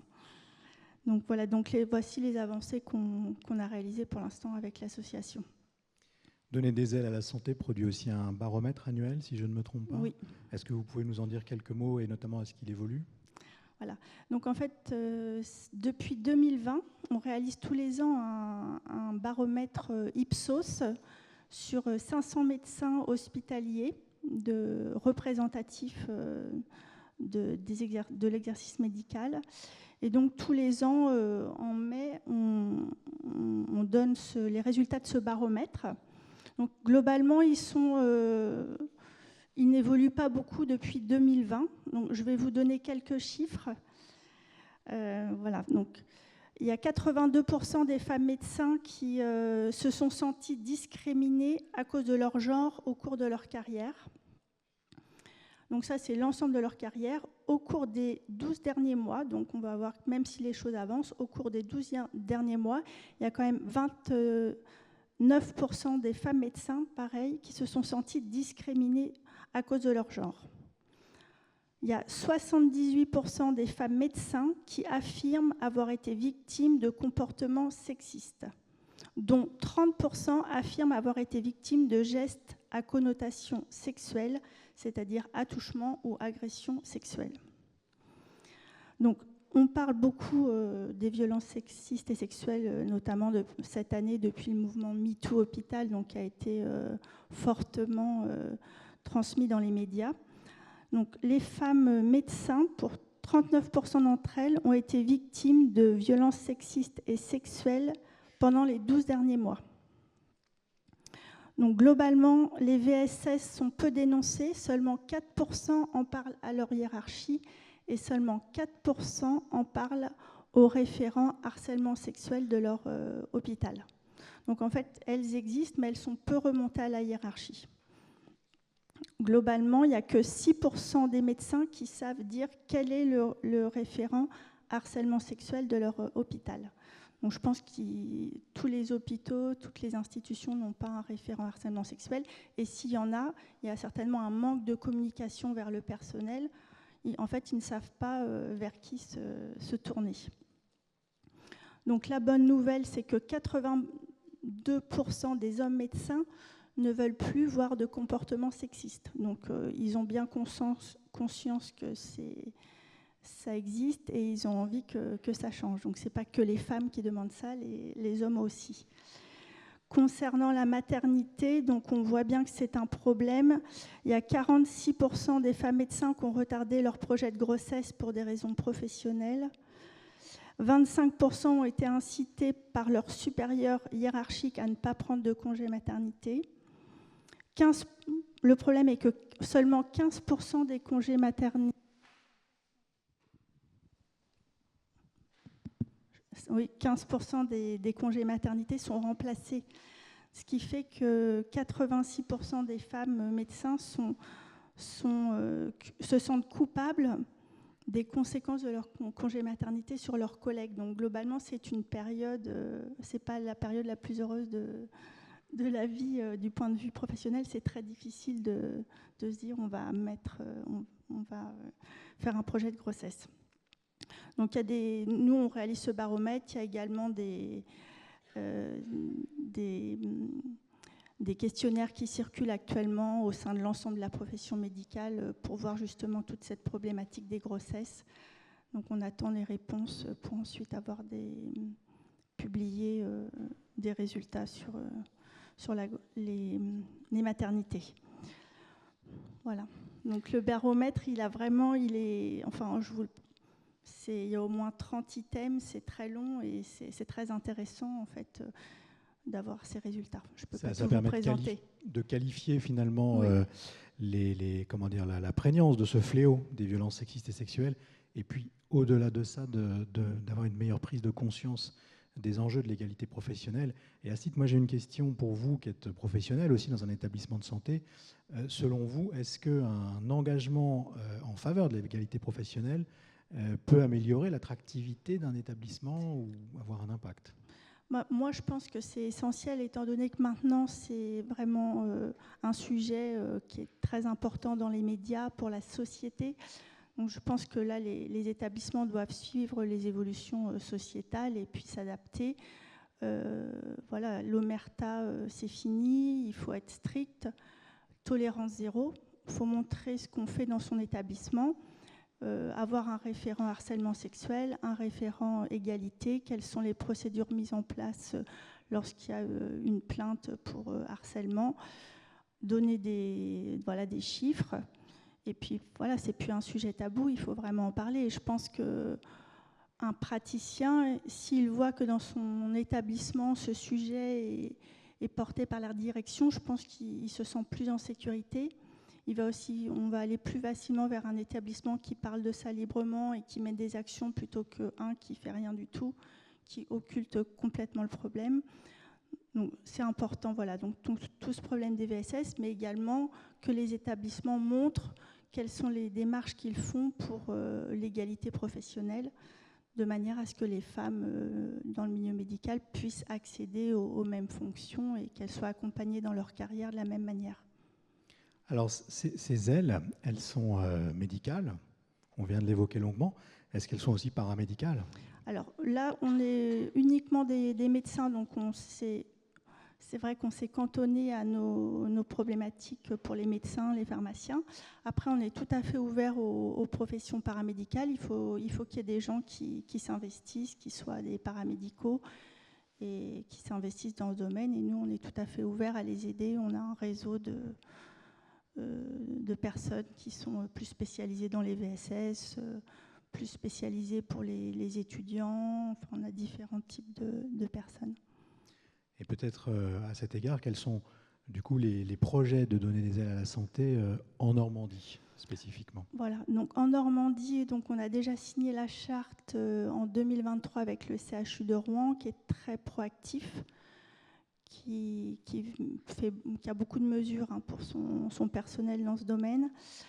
On est en cours donc de travail avec un autre centre hospitalier en Normandie, donc, qui est également très proactif, qui a déjà mis en place plein de choses dans son établissement. Au total, ça fait que 2 établissements sur la Normandie, donc on n'est pas la région la plus active. Il y a 27 établissements consignés dans le Grand Est et 15 en PACA. Donc on peut mieux faire, mais bon, ça commence, donc c'est très bien.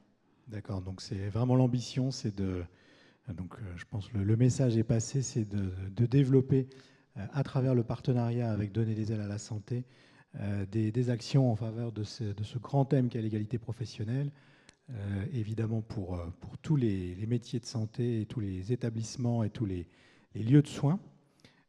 Et puis bien sûr la prévention de ce fléau que constituent les VSS. Merci beaucoup Dr Lahaye. Je vous propose de poursuivre peut-être en élargissant. Alors, on n'est plus tout à fait dans le domaine de la QVT, évidemment, mais on est quand même proche et en lien, puisque au-delà évidemment de la question particulière de l'égalité professionnelle, il y a la question des risques psychosociaux. Et à cet égard, je voudrais passer la parole au Dr France Costantin, qui représente aujourd'hui avec nous l'association Soins aux professionnels de santé, avec laquelle l'ARS Normandie a noué un partenariat qui est aujourd'hui actif depuis un peu plus d'1 an. On a déjà tiré un premier bilan. Et donc, moi, je voulais commencer par vous poser la question des actions de l'association au niveau national et puis plus spécifiquement au niveau de la région Normandie. Alors, nous sommes aujourd'hui 2. Je suis accompagnée de Malika Issani qui vient nous rejoindre et qui va s'occuper donc de la ancienne Basse-Normandie. On va se partager le territoire en 2. Donc l'association SPS est une association qui existe depuis 2015, une association à but non lucratif qui a pour objectif d'aider tous les professionnels de santé en souffrance. Comme vous le savez, les professionnels de santé et des établissements de santé vont mal et il était essentiel de trouver des dispositifs pour pouvoir les aider. Nous avons donc pu signer un partenariat avec l'ARS Normandie et ce partenariat permet à beaucoup de professionnels de santé actuellement de bénéficier notamment d'une ligne d'écoute 24 heures sur 24 en cas d'urgence psychologique. Et je peux vous dire que ce numéro est souvent utilisé et je ne sais pas si on peut montrer quelques diapositives. Ouais, voilà. Je vais juste avancer. Voilà. Alors, ce numéro est le 0805 23 23 36. Il est aussi accessible via les smartphones si les professionnels chargent l'application SPS. Et ils peuvent avoir donc à tout moment un psychologue en ligne qui va donc les écouter et prendre en compte leurs souffrances et les orienter secondairement si besoin. Ce numéro est vraiment essentiel. Pour vous donner un exemple assez récent, lors d'une journée où je venais représenter l'association SPS, j'étais près d'un flyers et une agent hospitalier passe à côté de moi et me dit « Vous savez, si je n'avais pas fait ce numéro, je ne serais pas là à côté de vous en train de vous parler. » Donc il est vraiment indispensable que ce numéro soit connu et diffusé parce que notamment souvent la nuit ou en soirée ou en rentrant après leur travail, les professionnels de santé peuvent avoir besoin de pouvoir parler, ce qui peut éviter aussi des fois de faire des gestes malheureusement sans retour. SPS, donc c'est ce numéro, mais c'est aussi beaucoup d'actions de prévention. Et je vais passer la parole à Malika qui va vous donner un petit peu un exemple de tous les dispositifs que l'on nous propose. Oui, donc voilà, après la partie donc, urgence, détresse psychologique urgente, hein, je vous invite vraiment à télécharger l'appli, elle est super pratique. On voulait vous présenter aussi, donc là c'est toutes les stades d'appel, on ne va peut-être pas rentrer dans le détail là. Donc ce qu'on fait en termes d'ateliers. Donc en prévention, en fait, il y a plusieurs choses qui sont proposées, 3 grandes catégories d'actions. Des journées qu'on appelle les JAD, telles que celle qui a été organisée, c'était le 20 juin, c'est ça ? Le 20 juin, avec l'ARS par exemple, où là, on fait venir différents intervenants sur les sujets de la santé, des acteurs de santé. Et alors, on tient à dire que c'est tous les acteurs, on dit professionnels de santé, mais en fait, SPS s'adresse à tous les acteurs de santé, donc tous les métiers des établissements sont concernés. Et on a ouvert aussi aux vétérinaires. Et là, les pompiers, plus récemment, vont intégrer aussi le dispositif. Donc, lors de ces journées, on fait venir, on construit des journées, soit avec une structure, comme avec l'ARS, soit avec votre établissement, un thème qui est déroulé toute la journée. On appelle ça les JAD. On propose aussi des IJAD, qui sont des ateliers d'1 heure, qui ont lieu 2 fois par semaine, de 19h à 20h, en visio ou en replay. Les gens s'inscrivent et ils peuvent participer à des ateliers autour de tous les sujets que l'on traite, c'est-à-dire gestion du stress et des émotions, management et communication, mode de vie et alimentation, prévoyance et droit. J'aimerais vous montrer un exemple de planning. Voilà, les ateliers, c'est quel agenda tu as mis là? C'était la rentrée. Voilà, en fait, 2 fois par semaine, vous avez des ateliers. D'ailleurs, on me voit, j'en ai animé un autour de la respiration parce que je suis maître instructeur d'une méthode de breathwork. Et du coup, voilà, j'étais là. En tout cas, il y en a pour tous les goûts. Et ça permet à chacun d'aller vers les sujets qui les intéressent, du management à l'hygiène de vie, hein, tout simplement. Et cela, quand on adhère, tout le personnel de l'établissement peut y accéder. Et la dernière action, c'est les formations. Il y a des formations qui sont Calliope, qui sont proposées, pareil, de manière gratuite aux adhérents de l'association. Voilà des thèmes de formation qu'il y a eu. Le management bienveillant, la culture du feedback, oser et savoir dire, ou la gestion de la prévention du stress et des pathologies. Tous les intervenants, enfin moi je suis bluffée, je suis rentrée il n'y a pas très longtemps comme bénévole pour la partie ex-BAS, par la qualité des intervenants et des formations qui sont proposées. Donc voilà, en gros, ce que l'on propose. Et alors, ces actions, tout le monde peut y accéder. Comment on peut faire? Alors, ça peut intéresser, donc on l'a cité, des établissements, ça peut aussi intéresser des professionnels libéraux, des CPTS. Qui peut faire appel à vos services?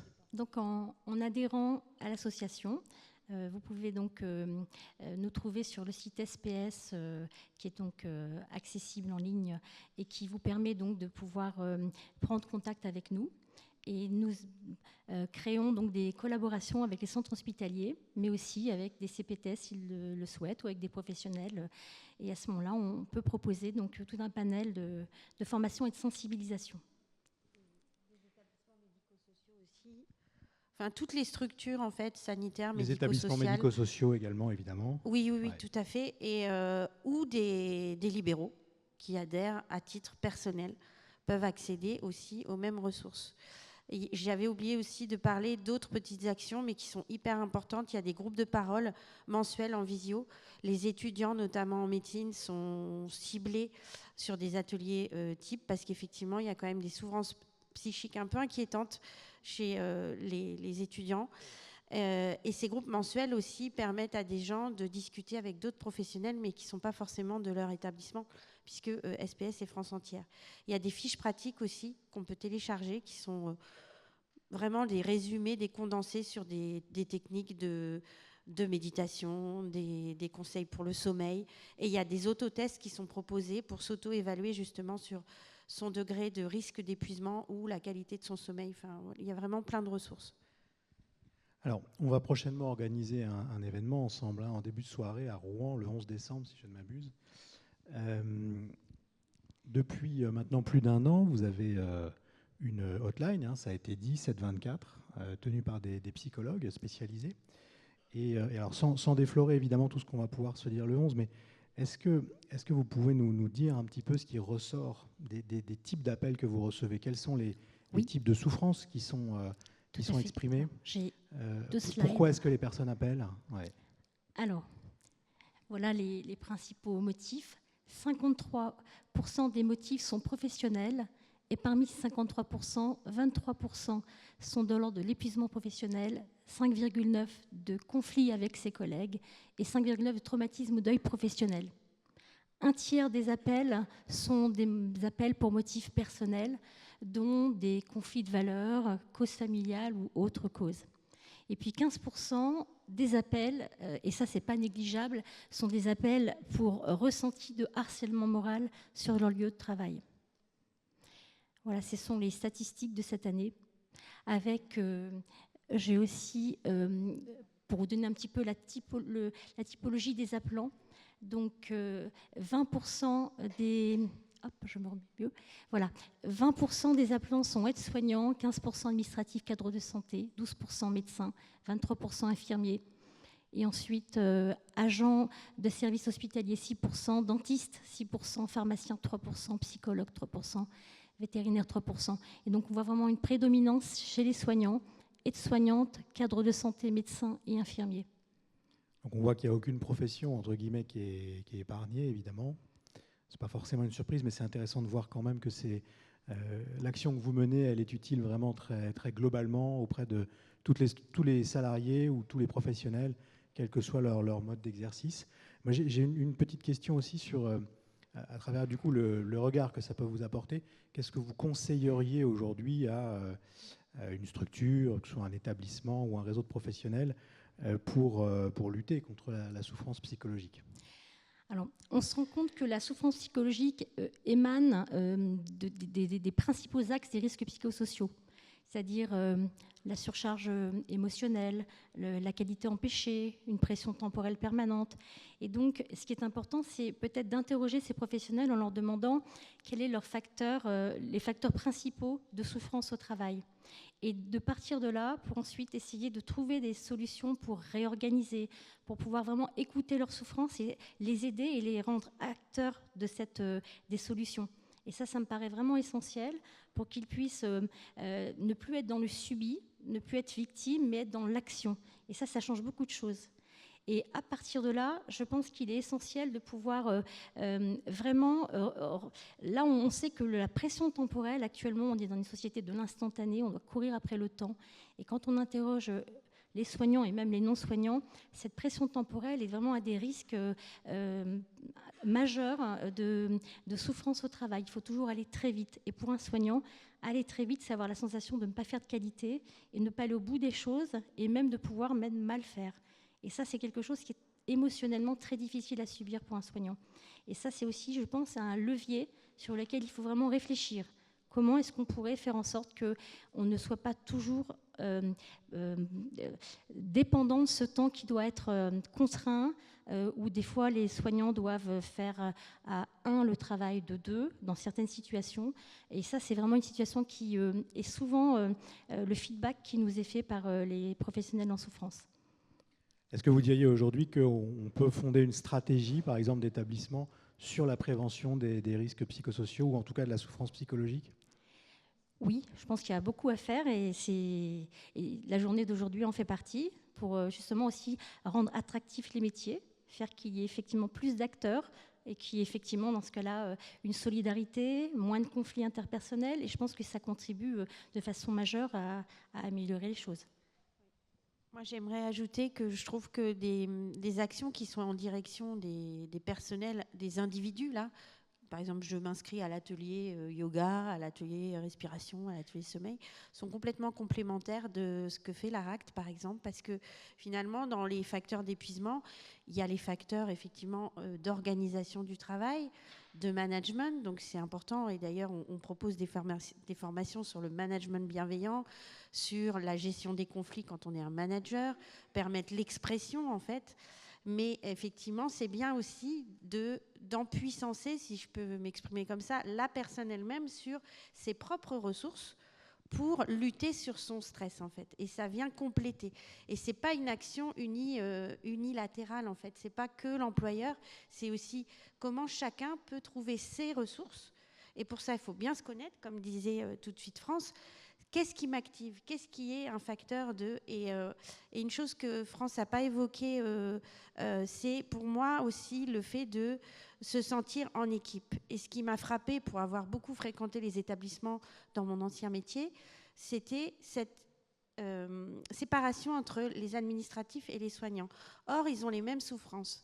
Et sentir qu'en fait, on est ensemble dans les mêmes difficultés, et plutôt que de s'isoler et s'affronter, se serrer les coudes et pouvoir parler de nos difficultés ensemble, que ce soit entre soignants ou avec les gestionnaires, comme ils les appellent des fois, les soignants, je crois que c'est aussi un gros facteur. Donc, créer justement ces moments où on fait sauter ces barrières.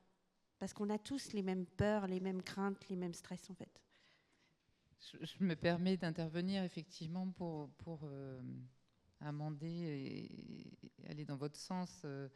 Nous, au niveau de l'ARACT, on travaille vraiment sur l'aspect organisationnel et un des enjeux, c'est de mettre autour de la table des personnes qui vivent une même réalité, mais qui ne sont pas forcément dans le même métier, donc faire des groupes mixtes pour exprimer effectivement les différentes souffrances, mais surtout, avant que ce soit une souffrance, les conditions défavorables d'exercice de leur mission, pour travailler sur ces leviers qu'on peut avoir pour retrouver, encore une fois, de l'autonomie, du soutien, de la coopération, des relations renforcées, mais aussi parfois des dispositions organisationnelles, d'horaires de travail, de planning qui peuvent être construites conjointement. Donc oui, essentiel d'avoir de la prévention tertiaire, comme on appelle ça, du secours d'urgence presque, Et puis surtout, travailler en amont dans les établissements sur la prévention primaire, analyser ce qui fait risque, ce qui est ressources, et puis construire une vraie politique de prévention des risques psychosociaux. C'est vraiment aujourd'hui un enjeu majeur encore. Donc le collectif et puis l'appropriation par l'institution, qui en fasse une priorité aussi, ça semble être des clés pour essayer de faire progresser les choses sur tous ces thèmes. Merci beaucoup. Oui, je vous en prie. Justement, pour faire la boucle par rapport au thème du jour, c'est que l'attractivité, c'est attirer des nouvelles personnes. Donc plus on va, je suis d'accord avec madame, plus on va montrer qu'on s'occupe de protéger nos salariés, de leur apporter des conditions de sécurité, c'est quand même un des besoins majeurs au travail, plus on va être attractif, mais en plus on va éviter de perdre des gens. Parce que déjà, à défaut d'en trouver des nouveaux, gardons ceux qu'on a. Fidélisons ceux qu'on a, celles et ceux qu'on a, évidemment. Oui, tout à fait. Est-ce qu'il y a des questions dans la salle ou des interventions? Eh ben, je vous remercie beaucoup. On a des cartes de visite, enfin moi j'ai les miennes, François les a pas, mais si vous voulez, voilà, nous on se tient à disposition des structures pour un rendez-vous sans engagement, mais où on peut parler de l'association, bien sûr. Eh ben, le message est passé. Merci beaucoup, merci à toutes les quatre.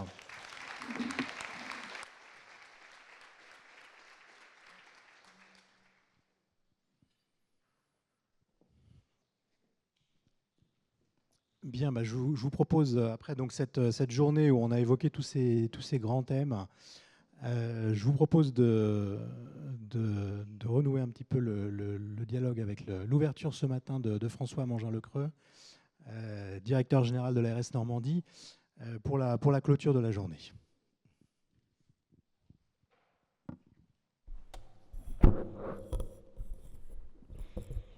Bien, je ne vais pas faire de longs discours voilà, pour ne pas prolonger trop cette journée très riche. Je voudrais d'abord évidemment vous remercier toutes et tous, vous remercier infiniment de votre présence jusqu'à cette heure tardive de fin d'après-midi. Vous remercier, alors je n'ai pas assisté à la totalité des tables rondes, j'étais sur les 2 dernières, mais vous remercier tout simplement aussi de la force et puis de la vérité aussi des témoignages que vous apportez sur les différentes initiatives des uns et des autres, les points de préoccupation. Je crois qu'il y a voilà, à la fois beaucoup de sincérité dans ce qui a pu être exprimé, beaucoup d'envie également de continuer d'avancer, beaucoup d'implication, de travail. Enfin voilà, moi c'est, en tout cas, à titre personnel, en tout cas, j'imagine que c'est votre cas aussi dans la salle.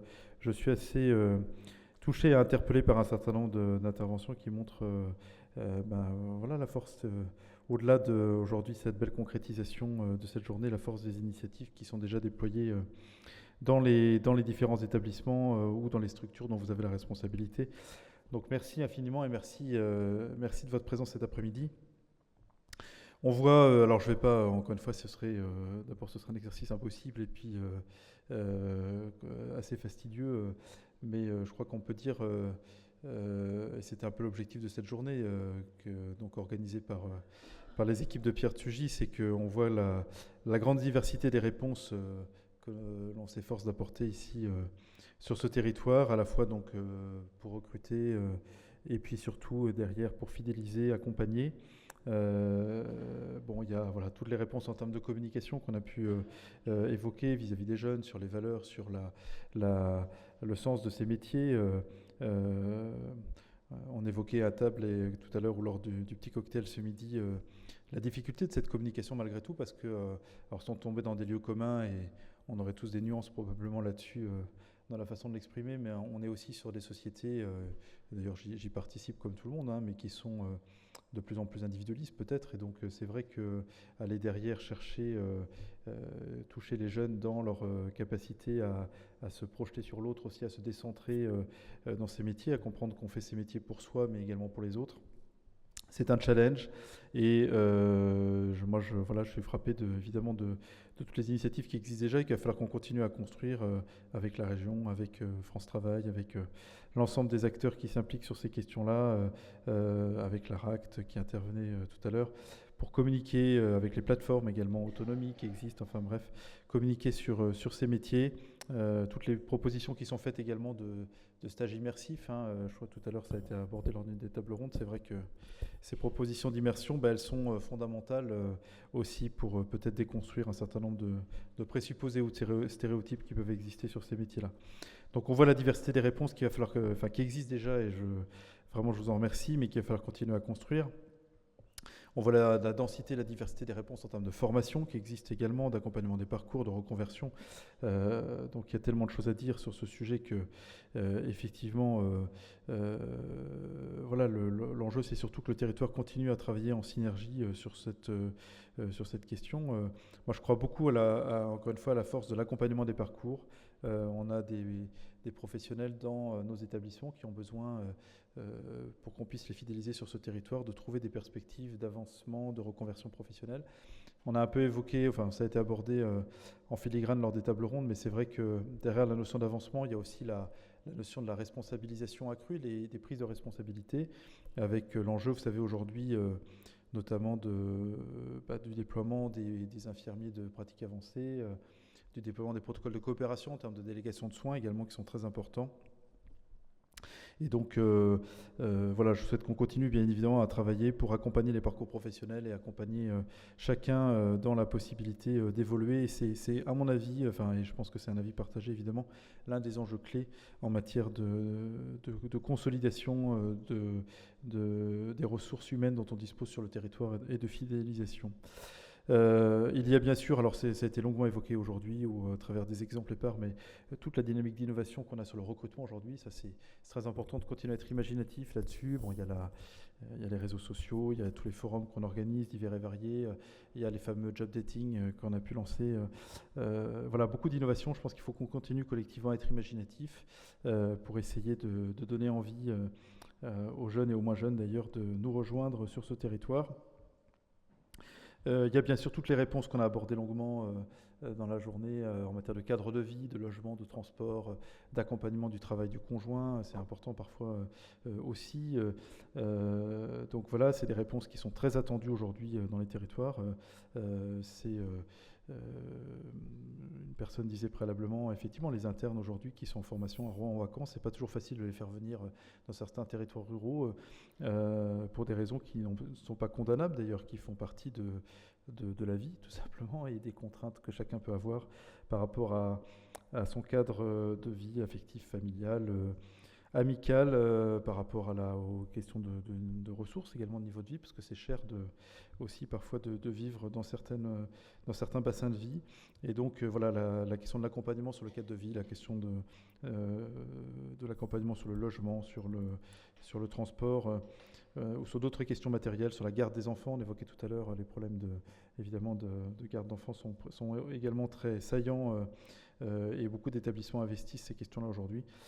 Tout ça, c'est des questions qu'il faut continuer évidemment qui seront de toute façon déterminantes et majeures et où on a besoin vraiment de la mobilisation des services de l'État que je représente un peu ici, mais des collectivités territoriales aussi, des établissements sanitaires et médico-sociaux. Et puis, il y a bien sûr, et c'était l'objet de la dernière table ronde, toutes les questions de qualité de vie au travail, d'accompagnement de la santé des soignants, de cadre finalement aussi derrière la qualité de vie au travail, il y a aussi le cadre d'épanouissement, le cadre managérial proposé aux uns aux autres, l'attention aux valeurs de l'humain dans les différentes structures.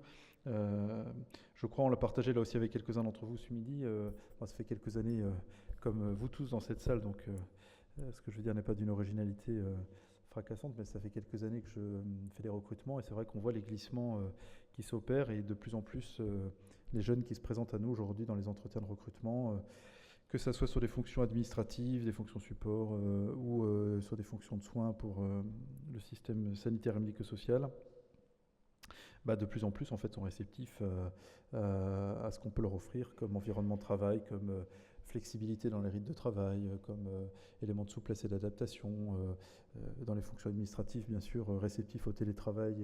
Voilà. Et donc ces éléments-là sont vraiment sur le dessus de la pile aujourd'hui dans les préoccupations, dans les attentes, bien devant les questions de rémunération. Ça ne veut pas dire que ce n'est pas important, les questions de rémunération. Mais on voit des exemples aujourd'hui de personnels qui acceptent finalement de perdre un peu en rémunération pour trouver des cadres de travail plus favorables ou qu'ils considèrent comme plus épanouissement pour eux-mêmes, pour leur environnement proche, pour les collaborateurs ou collègues avec lesquels ils travaillent. Et donc, vous voyez, c'est des éléments très importants. Et aujourd'hui, on l'a encore vu cet été dans la crise qu'ont connu certains établissements hospitaliers par rapport à la continuité des services d'urgence, etc. La question de l'environnement de travail, de l'environnement managérial est une question déterminante. Et donc moi je suis très heureux qu'on ait conclu cette journée par la qualité de vie au travail, parce que c'est sans doute le paramètre sur lequel il faut qu'on travaille de façon très intense. La question de la prévention des risques psychosociaux évidemment aussi. Tout à l'heure j'ai pas voulu poser une question pour pas prolonger trop, mais je ne sais pas si vous avez vu dans la diapo qui était présentée, il y avait 2 camemberts et un qui vous présentait donc la répartition des sollicitations donc des différents types de professionnels médicaux et paramédicaux sur au titre des risques psychosociaux, et l'autre qui vous présentait la répartition nationale de ces professionnels. Et on voit qu'il y a un écart en fait, et visiblement, si j'ai bien compris et si j'ai bien lu le graphique, proportionnellement, on a plus d'aides-soignants, d'infirmiers qui sollicitent le service que ça ne représente, enfin ils sont plus représentés dans les sollicitations que ce qu'ils ne représentent dans leur poids quantitatif au niveau des professionnels de soins. Et les médecins, inversement, par contre, je crois étaient 5% à solliciter le service, alors qu'ils sont 12% dans la représentation globale. Donc ça doit aussi nous interroger, parce que ça veut peut-être dire que, alors soit ça veut dire que certains métiers, et c'est probablement le cas, sont plus pénibles que d'autres et plus générateurs de risques psychosociaux. Mais ça peut dire aussi, à mon avis, c'est un point qu'il y a des freins qui existent encore à la sollicitation de ce type d'outils chez certains professionnels. Est-ce que tous les médecins, notamment, et pour en avoir parlé avec certains d'entre eux, je suis sûr que non, mais est-ce que tous les médecins osent franchir le pas de reconnaître parfois la souffrance qu'ils connaissent au travail, alors même qu'au quotidien, ils accompagnent des personnes dans leurs propres difficultés, dans leurs propres souffrances. C'est pas toujours facile d'aller poser un regard sur soi-même et sur la souffrance que l'on vit aussi. Donc voilà, ce sont des réflexions qu'il faut qu'on continue à avoir, et je trouve qu'à ce niveau-là, les échanges qu'on a eu cet après-midi étaient très, très riches. Et donc ce que je voulais simplement dire en conclusion, c'est que à travers, on voit bien là, donc, la palette des réponses qui existent, et si on veut que tout ça ne reste pas uniquement, alors ça ne l'est pas déjà parce qu'il y a beaucoup de choses qui sont mises en œuvre, mais dans les ambitions qu'on exprime aujourd'hui, en tout cas, il faut qu'on aille au-delà du catalogue de bonnes intentions. Et moi, je crois beaucoup, je l'évoquais aussi à quelques-uns d'entre vous, à la capacité qu'on aura à construire des réponses à l'échelle de chaque territoire, de chaque bassin de vie. Ici, on est là, nous, collectivement, acteurs régionaux, ARS, représentants des caisses de sécurité sociale, représentants de France Travail, pour essayer d'orchestrer, bien évidemment, une réponse régionale avec un certain nombre de lignes directrices, à travers un certain nombre d'outils qu'on propose, voilà. Mais derrière, c'est ensuite dans la déclinaison au sein de chaque bassin de vie que se fera la réponse opérationnelle, et elle se fera, alors bien sûr avec les acteurs du soin que vous êtes, toutes et tous, ou les acteurs institutionnels impliqués dans le champ de la santé, mais en essayant d'emmener également nos élus dans les territoires, en essayant d'emmener les représentants des usagers. Donc c'est un projet de l'attractivité des métiers, c'est un projet de territoire en quelque sorte. Ça n'est pas uniquement le projet du système de soins ou du champ médico-social, dont on a peut-être un peu moins parlé aujourd'hui, mais qui est bien présent dans nos préoccupations. Mais c'est le projet de tous les acteurs du territoire, parce que, encore une fois, les réponses... alors évidemment, quand on est sur des réponses en termes de rémunération, des réponses en termes de formation, elles sont plus circonscrites à certains acteurs. Mais dès qu'on va sur des réponses en termes de logement, en termes de prévention des risques psychosociaux, par exemple, eh bien, on élargit la palette des acteurs présents, et moi je souhaite vraiment de tout cœur que cette charte, on la fasse vivre maintenant. On va essayer de la faire vivre, en tout cas, dans chaque bassin de vie, avec l'ensemble des acteurs de territoire qu'on arrivera à impliquer sur le sujet. Voilà, donc merci encore de votre participation. Je vous souhaite à tous et à toutes une très, très bonne soirée. Il y a une question, alors voilà. Mais je ne vais pas pouvoir répondre probablement.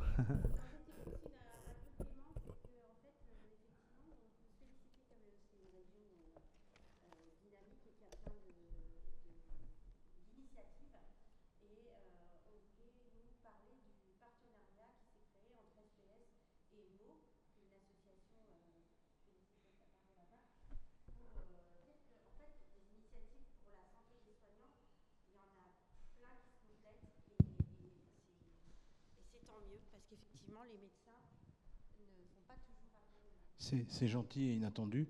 Peut-être une reconnaissance d'un travail de près de 10 ans maintenant en corrélation avec les ordres et les premières associations qui se sont occupées de ça, en particulier Imhotep, puisque la Normandie a toujours été finalement leader dans la lutte contre ce fléau qui est, comme vous le disiez, l'enfermement des professionnels de santé dans leur solitude et dans leurs problèmes.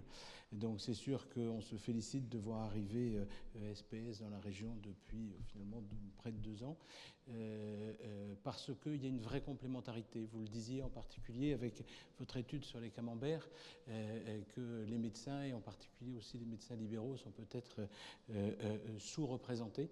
Et je crois que là, ce partenariat est tout à fait utile à mettre en place. J'atterrerai, puisqu'on me donne la parole, aussi sur autre chose que ce que je dis toujours, c'est-à-dire que on est à peu près 5 000, un peu plus de près de 10 000 professionnels de santé dans la région. Vous connaissez probablement mieux le chiffre que moi. Le nombre d'appelants à SPS en un an, et on ne fait pas mieux à Meaux, et je pense qu'on ne fait pas mieux à l'ordre, c'est 87. Donc ça veut dire qu'en France, en Normandie, comme partout, le chemin est immense, le travail est immense. On devrait avoir 50% d'appels et on est bien là. Donc je pense qu'on est tous prêts à mettre toute nos énergies ensemble de façon à essayer justement pour un soignant en général, de passer ce pas du déni, ce pas du super-héros. On avait eu une campagne avec moi là-dessus. Et c'est très important, et je pense que vous me donnez une partie du mot de la fin, c'est une belle conclusion. Merci en tout cas. Merci à tous, voilà, et puis merci pour cette belle conclusion, parce qu'effectivement, je crois ça nécessite aussi de l'attention du quotidien, et puis peut-être, j'évoquais tout à l'heure vis-à-vis des jeunes la déconstruction d'un certain nombre d'images d'Épinal peut-être qui sont encore portées sur ces métiers-là, vis-à-vis des praticiens en soins aujourd'hui, en activité. On a aussi évidemment peut-être la déconstruction d'un certain nombre d'images de super-héros, comme vous dites, qui est la capacité à accepter de se faire accompagner. Donc voilà, moi je suis très heureux qu'on ait ça, que ces pistes-là sur la table, et puis vous avez eu la gentillesse de le dire. C'est vrai, je le dis sans évidemment ce gloriole excessive, mais parce que c'est une réalité. C'est vrai qu'au niveau national, sachez qu'on est plutôt reconnu sur les questions d'attractivité des métiers comme une région qui essaie de faire des choses, peut-être aussi parce qu'on a des fragilités que d'autres n'ont pas, et donc derrière les fragilités, il faut se bouger, trouver des solutions. Et donc voilà, je vous remercie en tout cas à travers cette journée d'avoir continué à accomplir cette œuvre un peu collective, et donc on va essayer régulièrement de faire des temps d'arrêt pour mesurer les effets de tout ça et essayer d'apporter des innovations, des idées neuves. Voilà. Merci à vous tous, à bientôt.